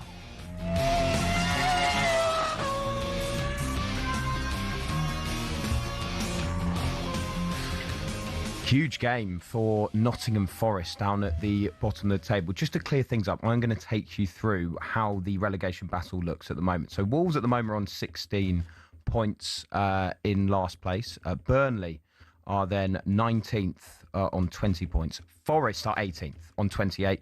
West Ham, with that point last night, moved to 17th on 29. And then Tottenham Hotspur above them on 29 points as well. We need to chat about Forest because they're playing Fulham today. We can bring in talkSPORT presenter Max Scott, who will be at the City Ground today. Max, how are you feeling? Hi, boys. Yeah, they've just blared on some pre-match music, I imagine, to try to create a bit of an atmosphere for what is an absolutely massive game. Look, it was disappointing to lose to Midtjylland midweek, but we all know that this is the most important game of the season so far. Spurs are in free fall. West Ham have got a load of momentum. Forest can't score at home. In the last 4 home games, we've had 88 shots, only scored 1. So today's absolutely massive. But the club has forked out for every single seat, Rory will like this, to have a Forest scarf to try to create a bit of an atmosphere. Look, all I can say is it's absolutely massive, fellas. Yeah, I don't think that they even need to do that. I think that the atmosphere at the City Ground is intense. I think it's got a great track record of really turning up when you most need them. I remember a couple of years ago, you needed a result against Arsenal and you found it thanks to the home support. It will be rocking in there today, won't it? Look, it's going to be incredible, Rory. Look, I can hardly hear you because, like you say, they're sort of drumming up the noise outside the stadium. That we've got the bagpipes out from Muller Kintyre. But it's been a good week for the club off the pitch. Fans have been expressing their concerns about ticket prices, so the club have come out and decided to freeze season ticket prices for next season. They've reintroduced a young adult category. And so the feeling is good amongst fans. Everybody knows how much this means. You look at what's happening to Leicester boys. You look at what happened to Luton. Relegation from the Premier League can mean existential crisis. And the amount of money that the club have spent on players trying to improve this club means that it's going to be a difficult, sticky situation if they get relegated. It's absolutely huge today. And I've just got a feeling that there's something in the water. I'm feeling positive. Elliot Anderson and Morgan Gibbs-White came up when we needed to at the Etihad. And I'm feeling confident, I must say. I wanted to ask you about that result, Max, because obviously you had the European game in midweek, which didn't go your way. But that result at the Etihad, did that feel like a big kind of turning point and a huge confidence boost? Because it was a result that kind of came out of nowhere. Yeah, nobody expected it. The Etihad's been an unhappy hunting ground. And if you just look at the trend at Forest this season, it's been so tumultuous, so chaotic, with issues off the field and issues with Edu, that shadowy figure who spent £200 million of Mr. Marinakis' money to absolutely no avail. Of course, talkSPORT understands that he is no longer of this parish. And so my point being, off the pitch, it's been so awful. And so you just do not expect Forest, who've struggled for goals, who struggled for form, or on their 4th manager, to go and get something. But they did. Because, as we've been saying all season, there are players in this squad that are too good to go down. And I'm still telling myself that that's true, boys. I'm still telling myself that if you've got Elliot Anderson and Morgan Gibbs-White in your football team, you can't go down. And they showed up. at the Etihad. What they've got to do is do it at home. And you can see behind me the resplendent, world-famous City Ground. Isn't it just looking absolutely stunning, boys? You know, I talked with Rory and you about we support football clubs with proper stadiums. And to be here today with the sun out, everyone's got a scarf. I think that we're going to break that sort of duck, score some goals and get something today. I think you're right, Max. When you're involved in scraps like this, it is games like this and moments like this and the chance to play in front of your own fans that at times can keep you up. And actually, when we look at the situation with Tottenham, I think that's a huge factor against them because they've struggled so much at home this season. You mentioned obviously there that it's been a roller coaster of a season, some odd decisions from the board, decisions that kind of haven't gone well. How would you sum up how the Forest fans are feeling about the ownership, about the board at the moment? Because there was so much success last season, but so many mistakes this time around. It's a really good question. Look, there's a lot of frustration amongst fans because of how things have gone. But I've got to say, I think largely there's still a lot of admiration for what Evangelos Marinakis has done for the club. And a lot of irk and ire directed towards Eddie, who's come in with no accountability, not spoke to fans, not spoke to the media once, and spent money incredibly irresponsibly on a bunch of players that aren't up to scratch. So if you know, there's probably 12 players in the squad you'd be happy to start. After that, we're looking at the dregs, really. And so how are fans feeling? Fans are feeling desperate, Ollie. Fans are feeling desperate because we were out of the Premier League for 22 years. We were in League One for several years. We've seen how bad it can be. And so I think that the desperation that we have is slightly different to Spurs because they're not used to this. And I think that plays in Forest's favour because we know what it's like to be in a relegation dogfight in the Premier League. We've been there for 2 years. Last year was a bit of a blip in the matrix, but this is familiar territory. And so fans are feeling desperate, but I think there's a sense of hope that and togetherness that something can happen. And I think how this season ends will determine how the fans feel towards the board. I think all will be forgotten very quickly if we stay up. But naturally, if you get relegated, things can turn sour very quickly. Do you think it's a must-win game today against Fulham, Max? Yeah, I do. It's been, you know, the home form this season has been terrible. If you look back at our first season in the Premier League when we stayed up, it was the home form that kept us up, and we've not had that this season. And so it does feel that way because I don't know what you think. I can't see West Ham going down. You know, they're playing Forest Nuno ball from last season. And they're incredibly difficult to beat. There's a momentum there. And so I think it's a 2-horse race between Forest and Spurs. And today is must win because you're at home against a side. I haven't seen the team sheet, but I understand Harry Wilson is touch and go. If he's not in there, you know, you've got a real opportunity to do something. You can't wait around. You've got to create some momentum. And today's the day to do it. Well, West Ham managed to beat Fulham at Craven Cottage, which I thought was an absolutely huge result. For them, and you're going to have to dig one out yourselves today. I just want to ask you about the European campaign as well. It's quite ironic, really, isn't it, Max, given all the all the things that happened over the summer between Palace and Forest getting themselves into the Europa League, etc. Is it now looking to you like a bit of a distraction, especially when you consider the fact that next weekend you're playing Tottenham, which could be an absolute decider? Yeah, look. The sad thing about the way this season has gone is that the joy has been taken out of that European campaign. What I was praying for, boys, was a nice, calm, mid-table finish 12th, finish 13th, right? And go and enjoy a European campaign and really try and win it. And because of the perilous position we're in, Midtjylland away now feels like a massive distraction. It feels like you're taking really important minutes out of the legs of Morgan Gibbs-White and Elliot Anderson, for example. And so, of course, I always want Forest to win. I would never want Forest to throw it away. But it feels like a huge distraction from what is becoming an existential task of staying in the Premier League. The implications are huge for Forest. If Spurs get relegated, boys, the commercial revenue they will make from Beyonce concerts will be more than all of the revenue of every championship club combined. They'll be fine. Forest aren't in that position. We might have a much more gorgeous stadium than Tottenham Hotspur, but we don't make the money from that. So I think that, it can't be stressed how important it is to get a win today and stay in the Premier League. But as far as Europe's concerned, I'm not as bothered. Fulham is more important than Midtjylland. Fulham is more important than a potential Istanbul final away, right?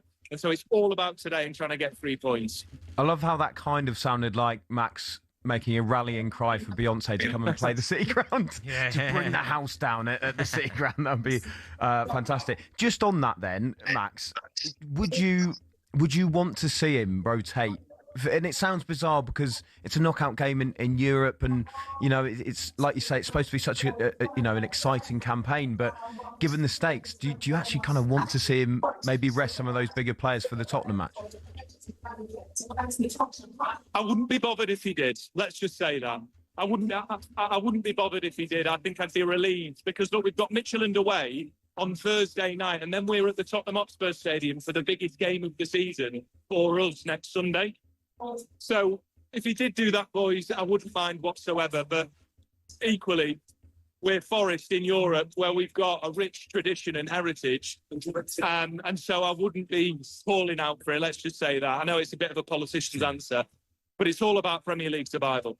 Just finally, on Vitor Pereira, what have you made of him so far? I think one thing he's done really well, which we definitely haven't seen at Tottenham, is he just seems to have brought a bit of positivity and maybe put some confidence into your players.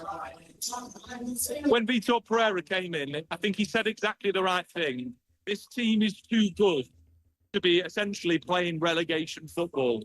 And what he said in English is his second language, but he said, I want the team to play with freedom within an organisation. And until recently, Vitor Pereira had 3 training sessions with this team. And if you look at the second half against Manchester City, the Liverpool game that we lost, it was an absolute robbery from them. And the win against Fenerbahce, there has been promising signs. The likes of Morgan Gibbs-White look much more comfortable than they did under Sean Dyche. And so we're saying the right things. We're slowly seeing the right things. But you have to arrest that decline of not scoring at home, right? It's vital. And today will be the litmus test for the impact he has had at the football club. But like I say, I think it is going to be the day. And I think it's going to be Forest 3-1. You didn't ask for a prediction, but you're having it. 3-1 Forest.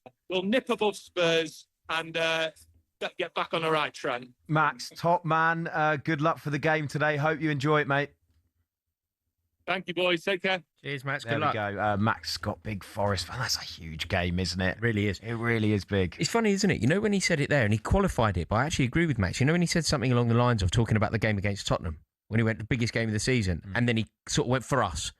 On some definition, it's actually one of the biggest games of the season for everyone. Yeah. It really is. Like you said, Spurs are appointment viewing, and obviously a bit of that is because at the moment it's kind of a bit of a shambles. But you're right, we're getting to that stage, aren't we, where these games now just become... And there's more at stake. Yeah. Like, there's weirdly more at stake for a team that's potentially going to go down rather than a team that's going to win the league. Do you know why as well? Because we've hardly had a relegation battle the last couple of seasons. No, we haven't. It's actually been so exciting this time around, and especially with the addition of Tottenham Hotspur in there as well. But yes, Max will be at the City Ground. We're going to get team news for that game and the other games across the country in just a moment. This is the warm-up on talkSPORT with Travis Perkins. For the latest big trade deals, head to travisperkins.co.uk or download the app.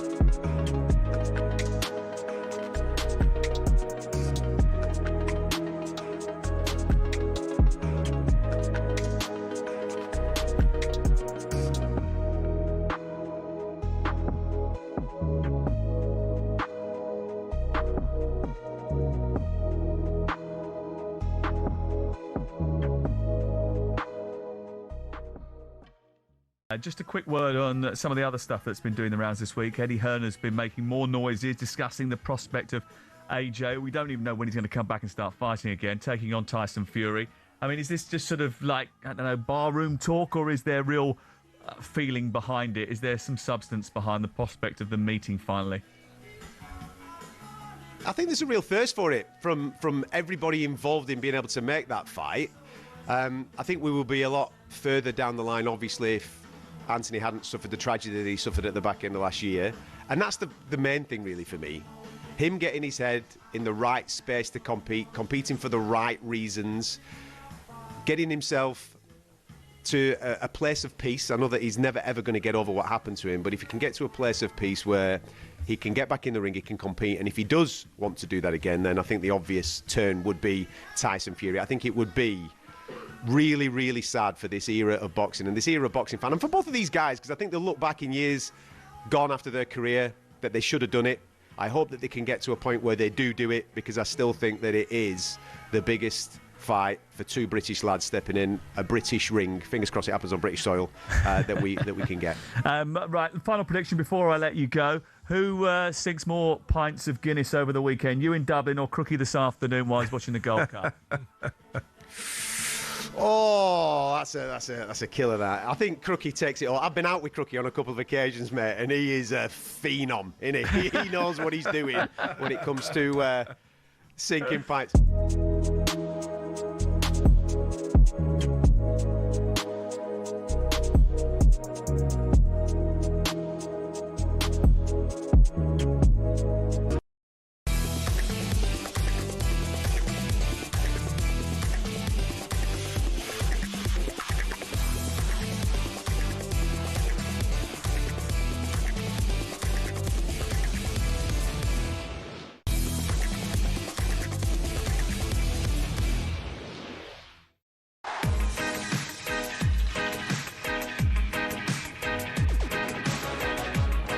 Good afternoon, this is the warm-up here on talkSPORT with me, Olly Clink. I'm alongside Rory Jennings. Let's get some team news from the 2 o'clock games.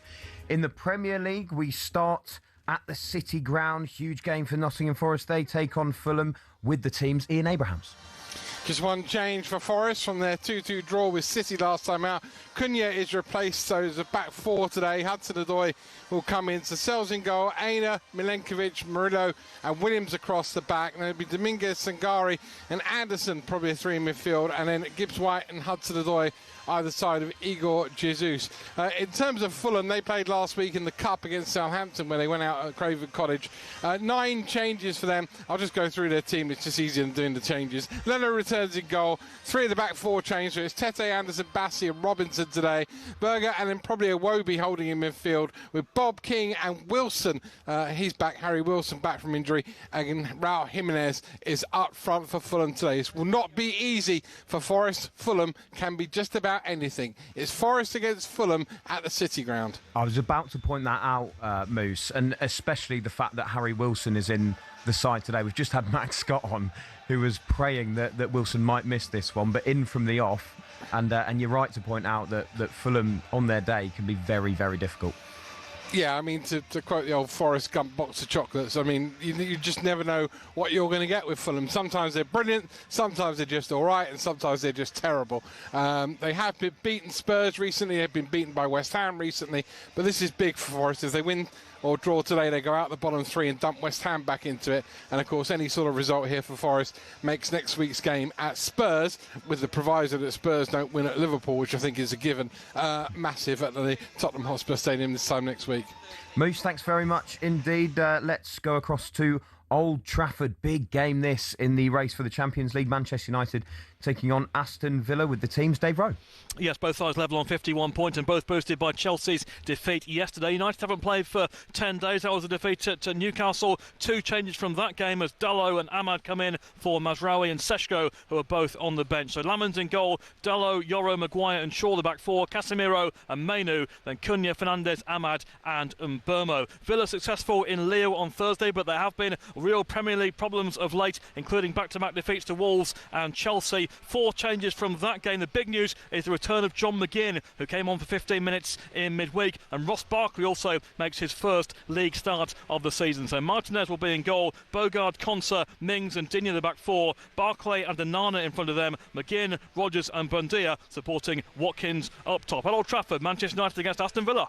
Dave, Villa looked so comfortably in that top 5 or even top 4 for such a long time. They now find themselves behind Manchester United, only on goal difference. And this feels quite pivotal today, given those Premier League problems you've been talking about.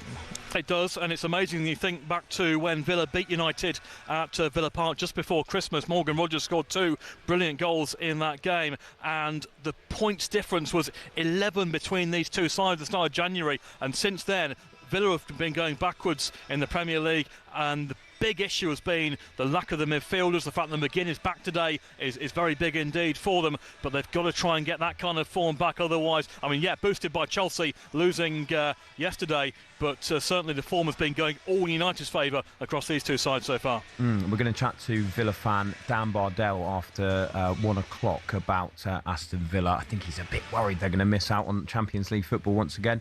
There is another 2 o'clock kick-off, this time at Selhurst Park. Crystal Palace taking on Leeds. Alex Crook has the team news.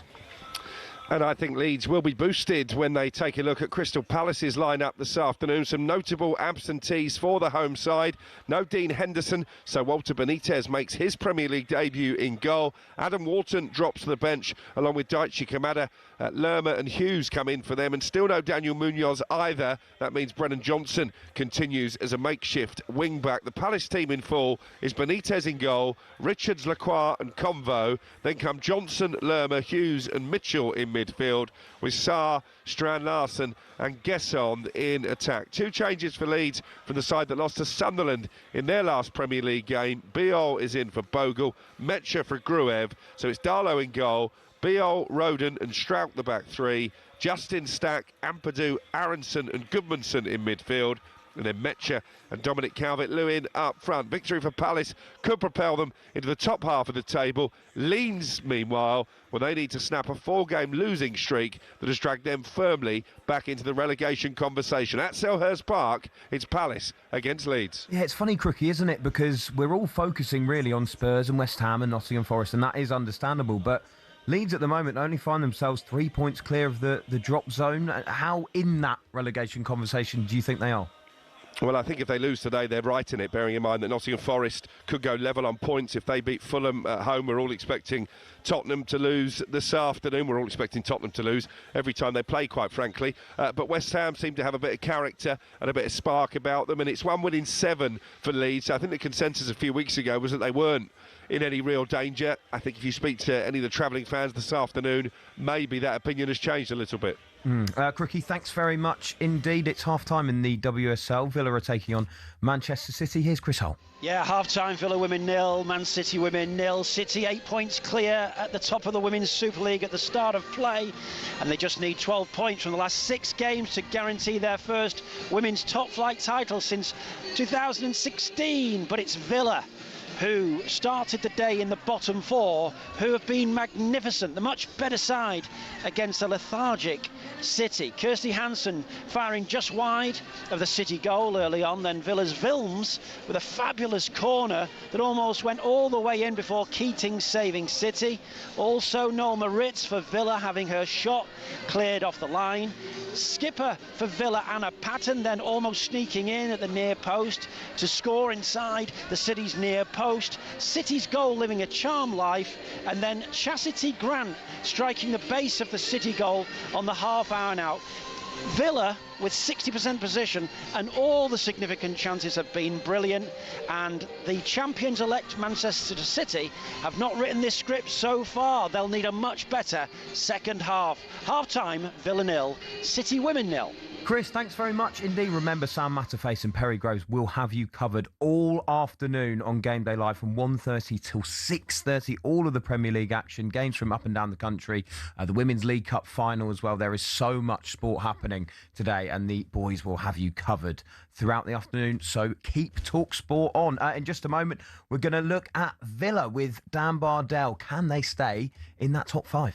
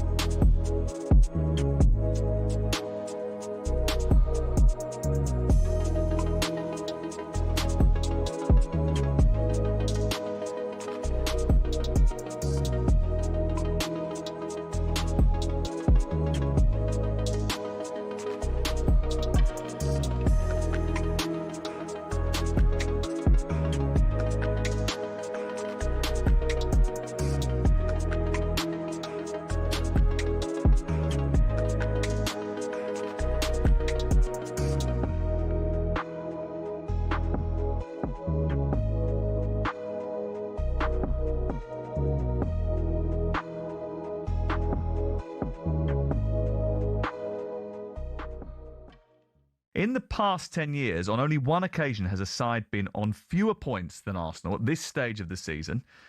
Leicester City, 63 points at this stage. Arsenal leading the Premier League on 67.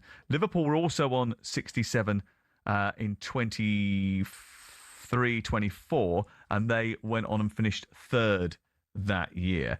I mean, does the fact that they have got that 7-point gap right now over Manchester City give them a little bit more insulation? Because Leicester didn't have that, did they? No, they didn't. It was. I mean, you can't compare those. You can't compare the seasons. That was just crazy. It was. Yeah, it was. I still can't even believe that it happened now. I find it's fascinating how much stick Arsenal are getting for the style and the set plays and trying to compare previous winners. It doesn't matter. Yeah, but it does. It doesn't obviously matter does. to them. It obviously does. Yeah, it doesn't to them, but it obviously does to so many people. But that's just because people don't want Arsenal to win it. That's got nothing to do with the fact that they really care about the style. Are we really looking across the other teams and going, wow, what a team? No, there's not. Oh, they're so good to watch. And going, I would prefer them to be. No, champions. I would say the league as a whole this season has been average. Yes. Yeah, and you can see it's evolving. The stats will tell you it's evolving, especially in an athletic way for these teams. It's much more competitive than it's ever been before. It's not about how you do it; it's about whether you do it.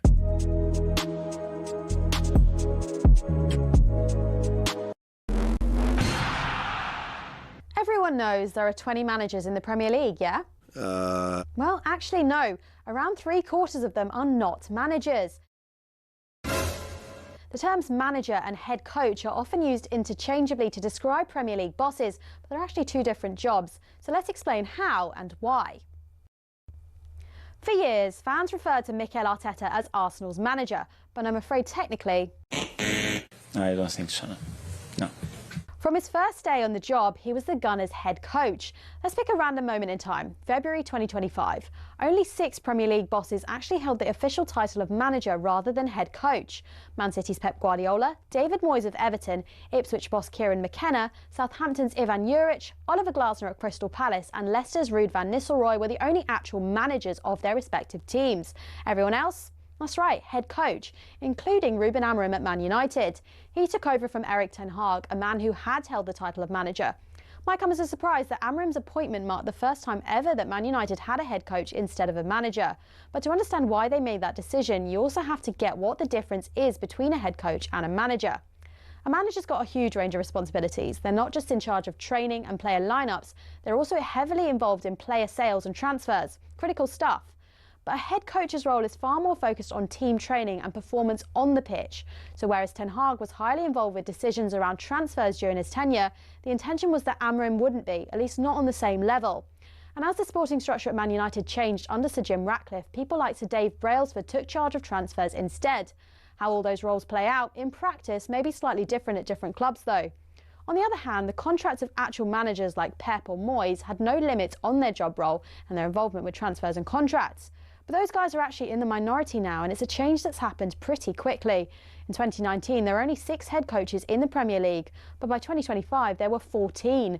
A clear indication that more and more clubs are moving towards a model where the guy in charge is actually only really in charge on the pitch. And the way things are going, it might not be long before all 20 clubs have got head coaches.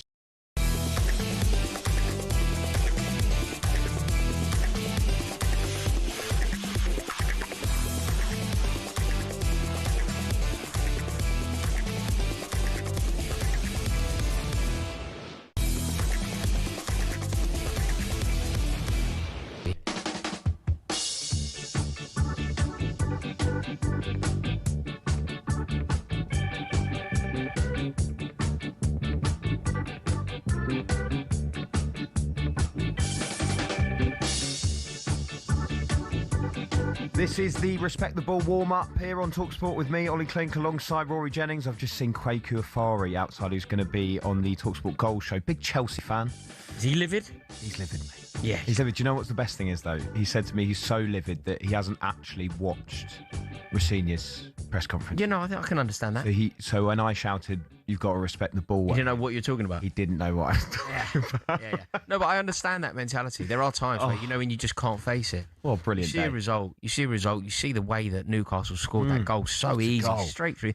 Good goal, but What a terrible goal to concede. Yeah, brilliant goal though, wasn't it? It's a horrible moment when you just can't even face watching Match of the Day. Willock just with the awareness, playing it across. There was Gordon.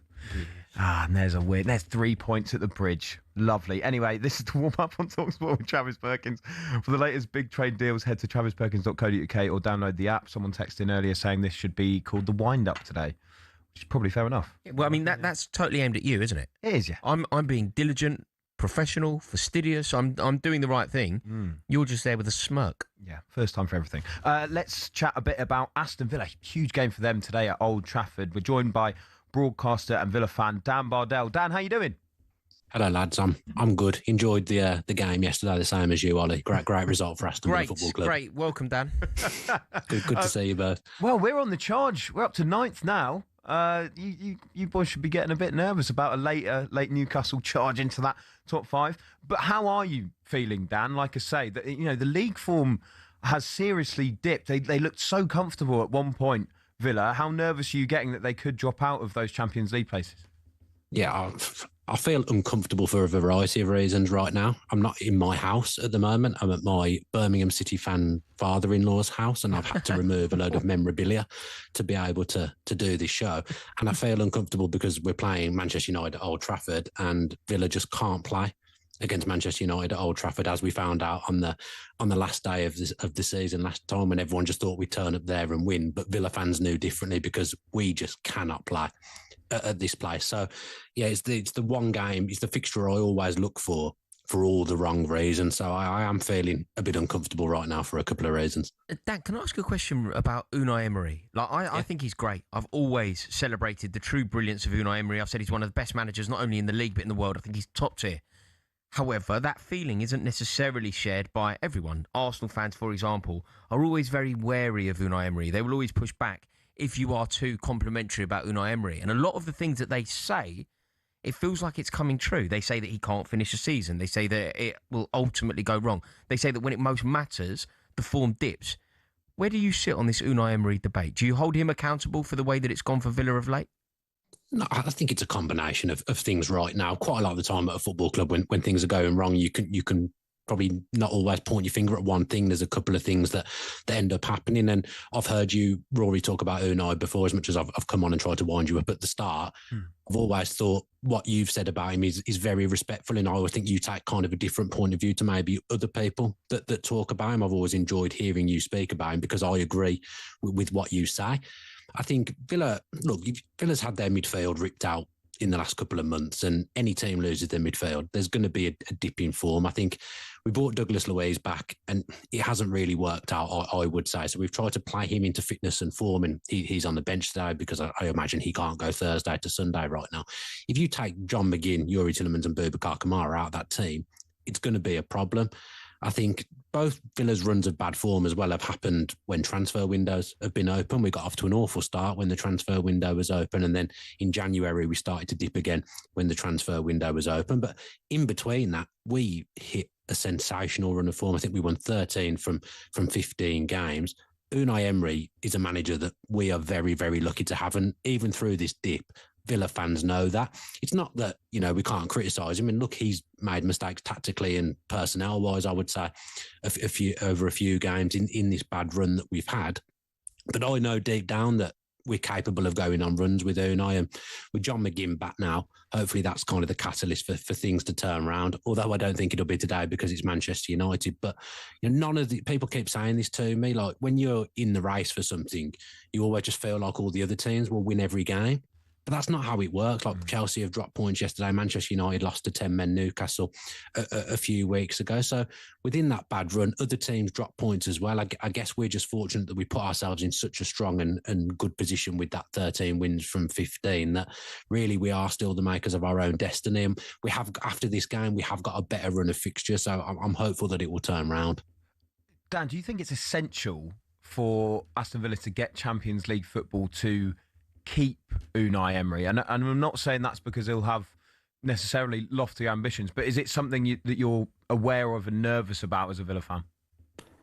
I think this is probably the first time since he's been here where I've felt it's at risk that he won't start the following campaign with Villa. I think, obviously, for us, and you'll know it being a Newcastle fan, there's a lot of frustrations with the rules, and that we can't go and do the things the super clubs with the big revenue can do, just because we've come into money at the wrong time, and it's really, really frustrating. And I know that Unai Emery is massively frustrated working with his hand tied behind his back. In some ways, it's a strength of Villa because we've got that core of players that have been there for a long time, and look, they've achieved, without winning a trophy, they've achieved an awful lot under Unai Emery. So in some ways, it's a strength. But when you go on a bad run, it feels like a weakness that you haven't had that turnover of players and you haven't been able to dip into the transfer market as much as the manager would like. So it is something that worries me. But just by and large, I just think football's in quite a sorry state at the moment. Like, I'm not thinking about Villa winning a trophy or qualifying for the Champions League via the league. I'm not thinking of it in that way. I'm thinking, God, we need this to be able to spend money in the summer. We need this to not lose players, because the restrictions are absolutely hamstringing us and really, really killing us. So it's not like I'm excited by what's going on at the moment. I'm nervous and I'm worried. And Villa are the best they've ever been in my lifetime. I shouldn't be feeling like that, but unfortunately, that's the reality of where we're at in Villa fans. Everyone's just scared that we won't get Champions League and what will happen after that. You are right to point out that they do have two routes to it. How are you feeling about the Europa League campaign? Obviously 1-0 up against Lille at the moment, and I feel like it's the only thing that's been missing from the job that Emery has done at Villa. It's been a fantastic job, but it would just put the cherry on the cake, wouldn't it, if he was able to get that trophy over the line. But if he was to get the Europa League too, it also secures that Champions League qualification. How are you feeling about that campaign? Do you think there's a genuine possibility, given Emery's track record, that you can go on to win it? Yeah, look, we're the favourites for a reason, and probably the main reason we're favourites is because of Unai Emery and what he's done in that competition previously. We were in the Conference League, though, a few years ago, and everyone expected us to just win that. I think when you've got the injuries that we've got, unfortunately, this season's taken a bit of a similar path to a couple of years ago, where we ended up limping to the finish line in the Premier League and getting top four, but then we fell out of the Europa Conference League, in the semi-finals, because we didn't have the momentum and we didn't have the squad to keep up with the demands of both. I'm a bit worried that this season is following a similar path. I think the Europa League is quite strong. If you look at Villa's route to the final, there is some good teams in and around it with a lot of European experience. Now, look, Villa have been in Europe 3 years in a row, and that's probably the first time in my life that we've been in Europe 3 seasons in a row since the kind of mid to late 90s. So, this has been a great time for Villa fans. But you're right, the trophy kills two birds with one stone, the Europa League, because if we do fall out the top 4, top 5 and don't make it by the league, we've kind of got that rescue route. And I think people kind of outside of Villa wrongly assume that Villa will just win it because Tottenham and Manchester United got to the final last year. I think it's a strong Europa League. I actually still think our best chance of getting into the Champions League is via the league, I've got to be honest. Yeah, big game today if you're going to do that away at Old Trafford. It's been a while, Dan, since Manchester United played. It was that game at St James's Park, Willa Sula. What an unbelievable finish to win it for 10-man Newcastle. But that was on the 4th of March. We're now at the 15th. It's been a weekend where some hoodoos have been broken. I don't know if I've mentioned on the show, but Newcastle hadn't won at Stamford Bridge in quite a while. I think it was just once in 30 visits, their second win in 31 in the league. I haven't really mentioned it on the show today much, Dan. So maybe it's a weekend for breaking hoodoos. You never know. Yeah, one of our last wins actually in the league was at St James's Park, Olly, against your mob, and we never win there. Lovely work, Dan. No worries, Rory. We never ever win there, and we managed to do that. We managed to get a point at Crystal Palace, which is a place that we never do well at either. So that's the thing I'm clinging on to right now. But I'm just so worried. You'll both remember that last game of the season where everyone just thought Villa would rock up to Old Trafford and qualify for the Champions League. Martinez loses his head in the first 15 minutes.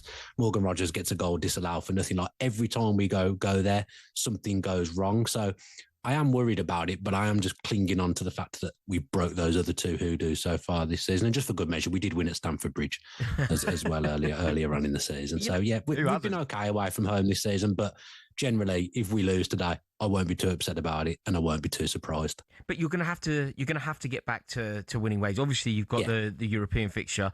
Does it all then start with West Ham United at Villa Park? Like, that suddenly becomes a must-win game, doesn't it? Overall, with that considered, Do you think you'll get it? Do you think you will finish in the top 5?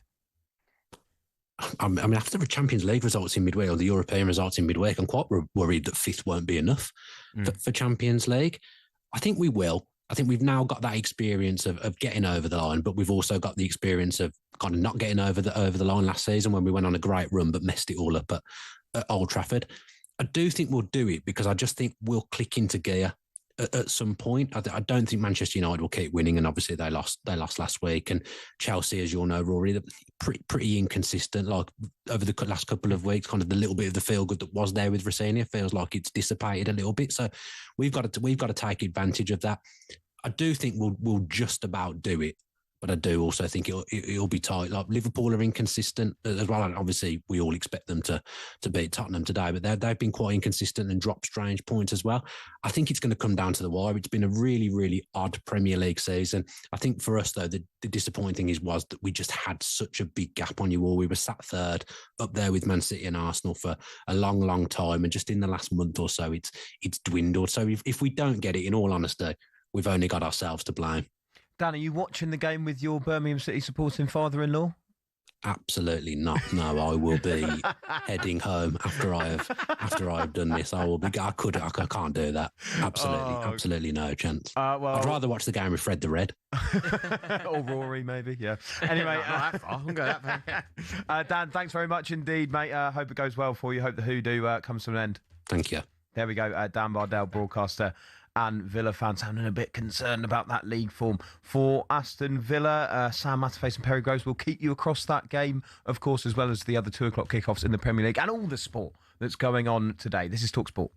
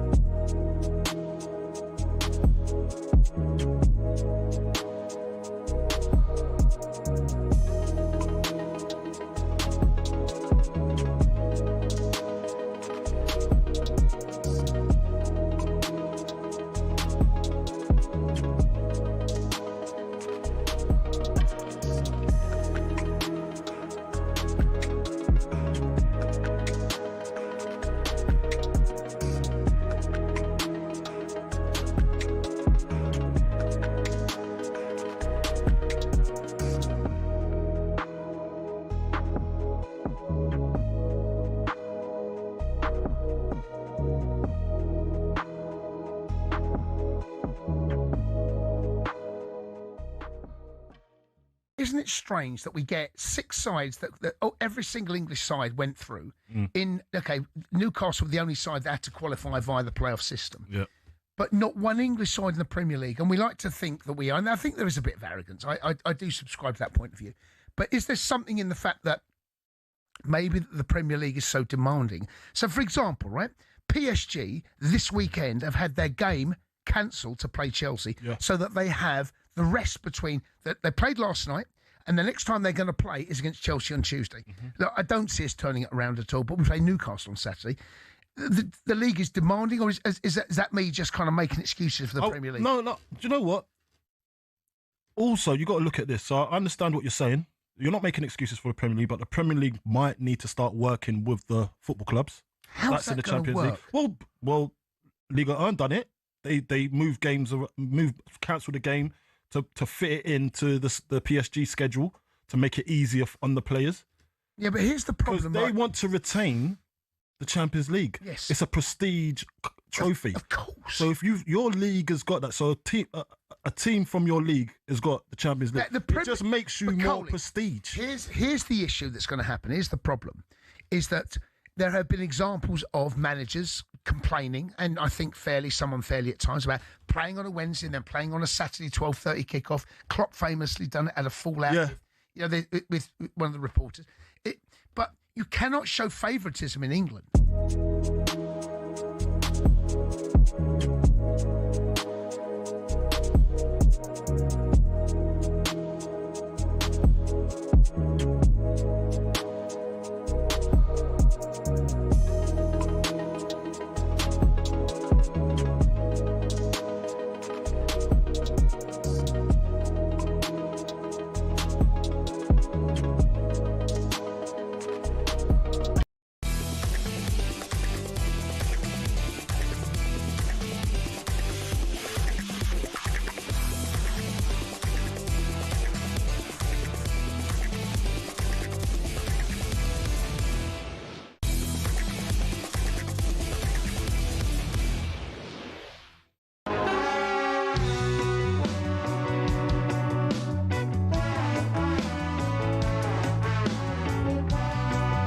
is the warm-up here on talkSPORT with me, Olly Clink. I'm alongside Rory, Respect the Ball, Jennings. It's time to play Guess the Attendance before Sam Matterface and Perry Groves take over at 1:30. Producer Reese is in the studio for Guess the Attendance. Now, this is both our debut for this game. I've been a long-time listener, always wanted to play. I'm a bit nervous at how bad. I mean, I was atrocious at the football game earlier, let's be honest. It wasn't your best outing, Yeah, but thank you. again, I felt it was gracious that you let everybody else. Do you know what? Earlier Moose said that Fulham are like a box of chocolates. You never know Yeah. what you're going to get. That is me with the footballer game. I'm either awful or amazing. It's just coincidental that you were awful today, the one time that we've been able to put that to the test. What are the chances? It's so weird, that, isn't it? I'm often great when nobody's watching and I'm playing on my own. I get them all right. I'm really good when I'm Googling it. Yeah. I'm amazing. It's like me when I watch a chase. When nobody's there, I get them all right. And as soon as I'm with my mum or something, I start getting them all wrong. I'm like, no, I'm good, I promise, when I'm on my own. Oh, my word. Right, well, anyway, it's time for Guess the Attendance. We'll find out how good or bad we both are at this. Reese, take it away. Yep, our first game, we go to the Stadium of Light yesterday as Sunderland lost 1-0 to Brighton and Hove Albion with a goal from Yankuba Minter after 58 minutes. Thomas Kirk of Yorkshire refereed the game, but Ollie, can you tell me how many people were there? Oh, I'm sure there was plenty of empty seats, mate. Sunderland, it's got to be. I think I know what the max attendance is. I'm going to go with 38,671. Rory? I'm going to go slightly higher. I'm going to go 39,456. I can tell you it was 45,497, so it's 1-0 Rory. Oh, apologies. Hardly Sunderland fans. surprising. Yeah. Rory beats Clink. But I had to go low there, didn't I? Let's be honest. I had Yeah. The tribalism. Yeah. Sorry. Anyway, Reese, what have we got next? So 1-0 to Rory. So it's a great start for me. We'll guess the Solid attendance. start. Yeah, Start. good Our stuff. second game was at the Hawthorns as Josh Smith of Peterborough refereed West Bromwich Albion 3, Hull City 0 yesterday afternoon. Goals from Josh, Madger, Hegebo and Price. But can you tell me how many people were there, Rory? Yes, I can. I can tell you that there were 24,564 people there. Ollie? West Brom been struggling, haven't they? I'm going to go with 19,000 exactly. It was 23,245. Yet again, that's a 2-0 lead to Jennings.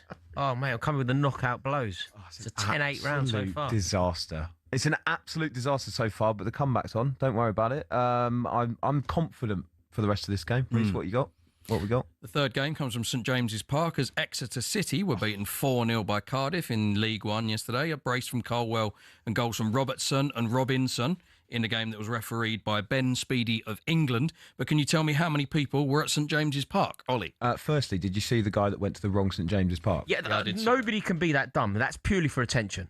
Do you think? Yeah, he's a Barcelona fan who went to Exeter rather than Newcastle. So funny. That's for social media attention. Nobody can be that thick. No, but it's the same ground. He's just put it into his sat nav, hasn't he? And he's gone to Nobody. St There's James's it's absolutely impossible. That is for social media attention. I fail to believe that anyone could be that dumb. You'd never be an expert in that either, would you? Bit of social media attention, that would. Anyway, I've wound you up too much today. I think I'm now right at the limit. I think I'm right on the line. What was it? St James's Park. Who was playing next? St James's Park, Exeter beaten 4-0 by Cardiff in League One. I've been to this ground. How many people are there? I'm going to go with 9,121. Rory? 12,608. It was 7,180.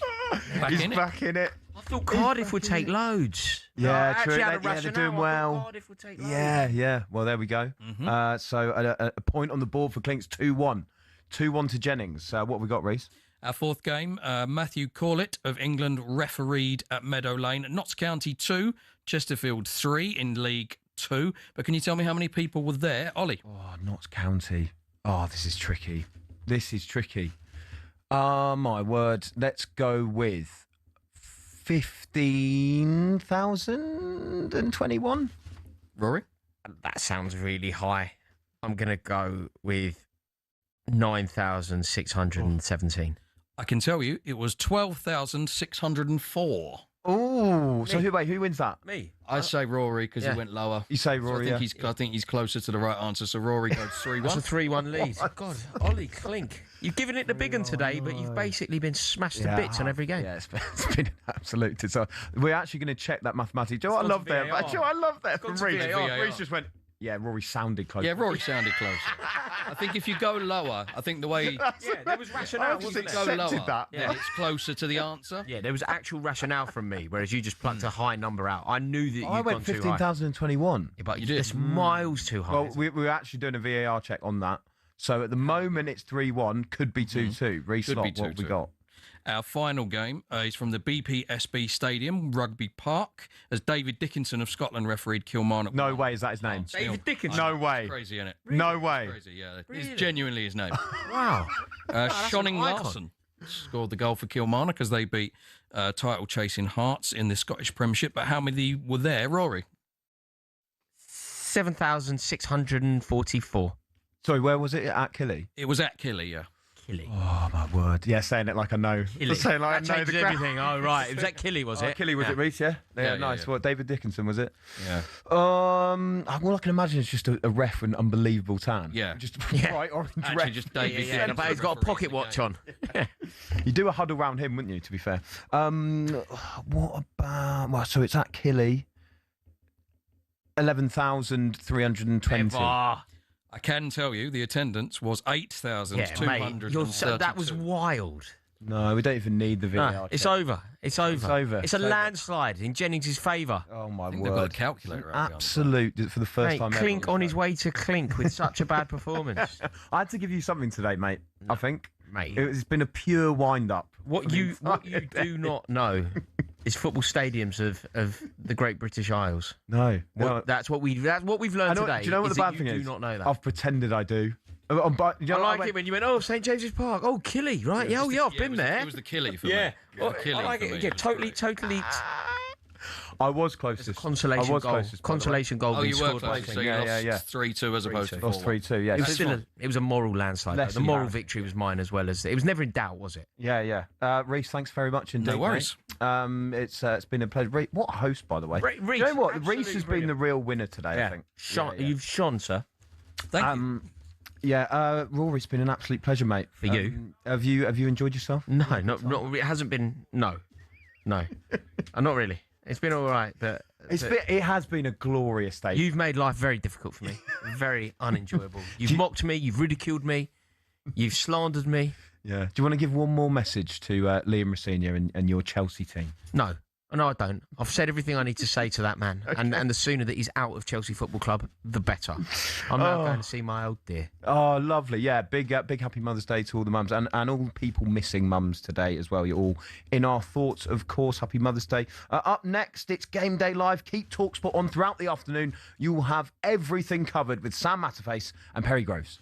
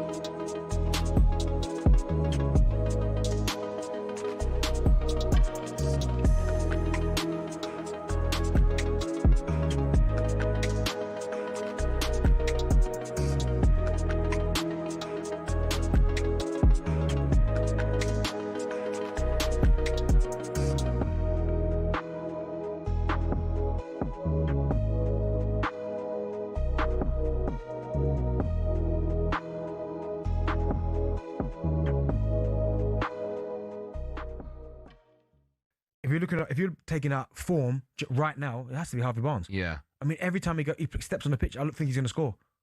He's so powerful and so quick. When he runs, it's almost like, oh my goodness, you're not catching him. Yeah. And that's where Thomas Tuchel, because I mentioned Barnes, Gordon, Rashford, Foden. You then got Palmer. Like, I'm talking about attacking 10 attacking options. Yeah. You've got Palmer, Saka, Madueke, Bowen, Bellingham can play 10. Rodgers can play left. Yeah.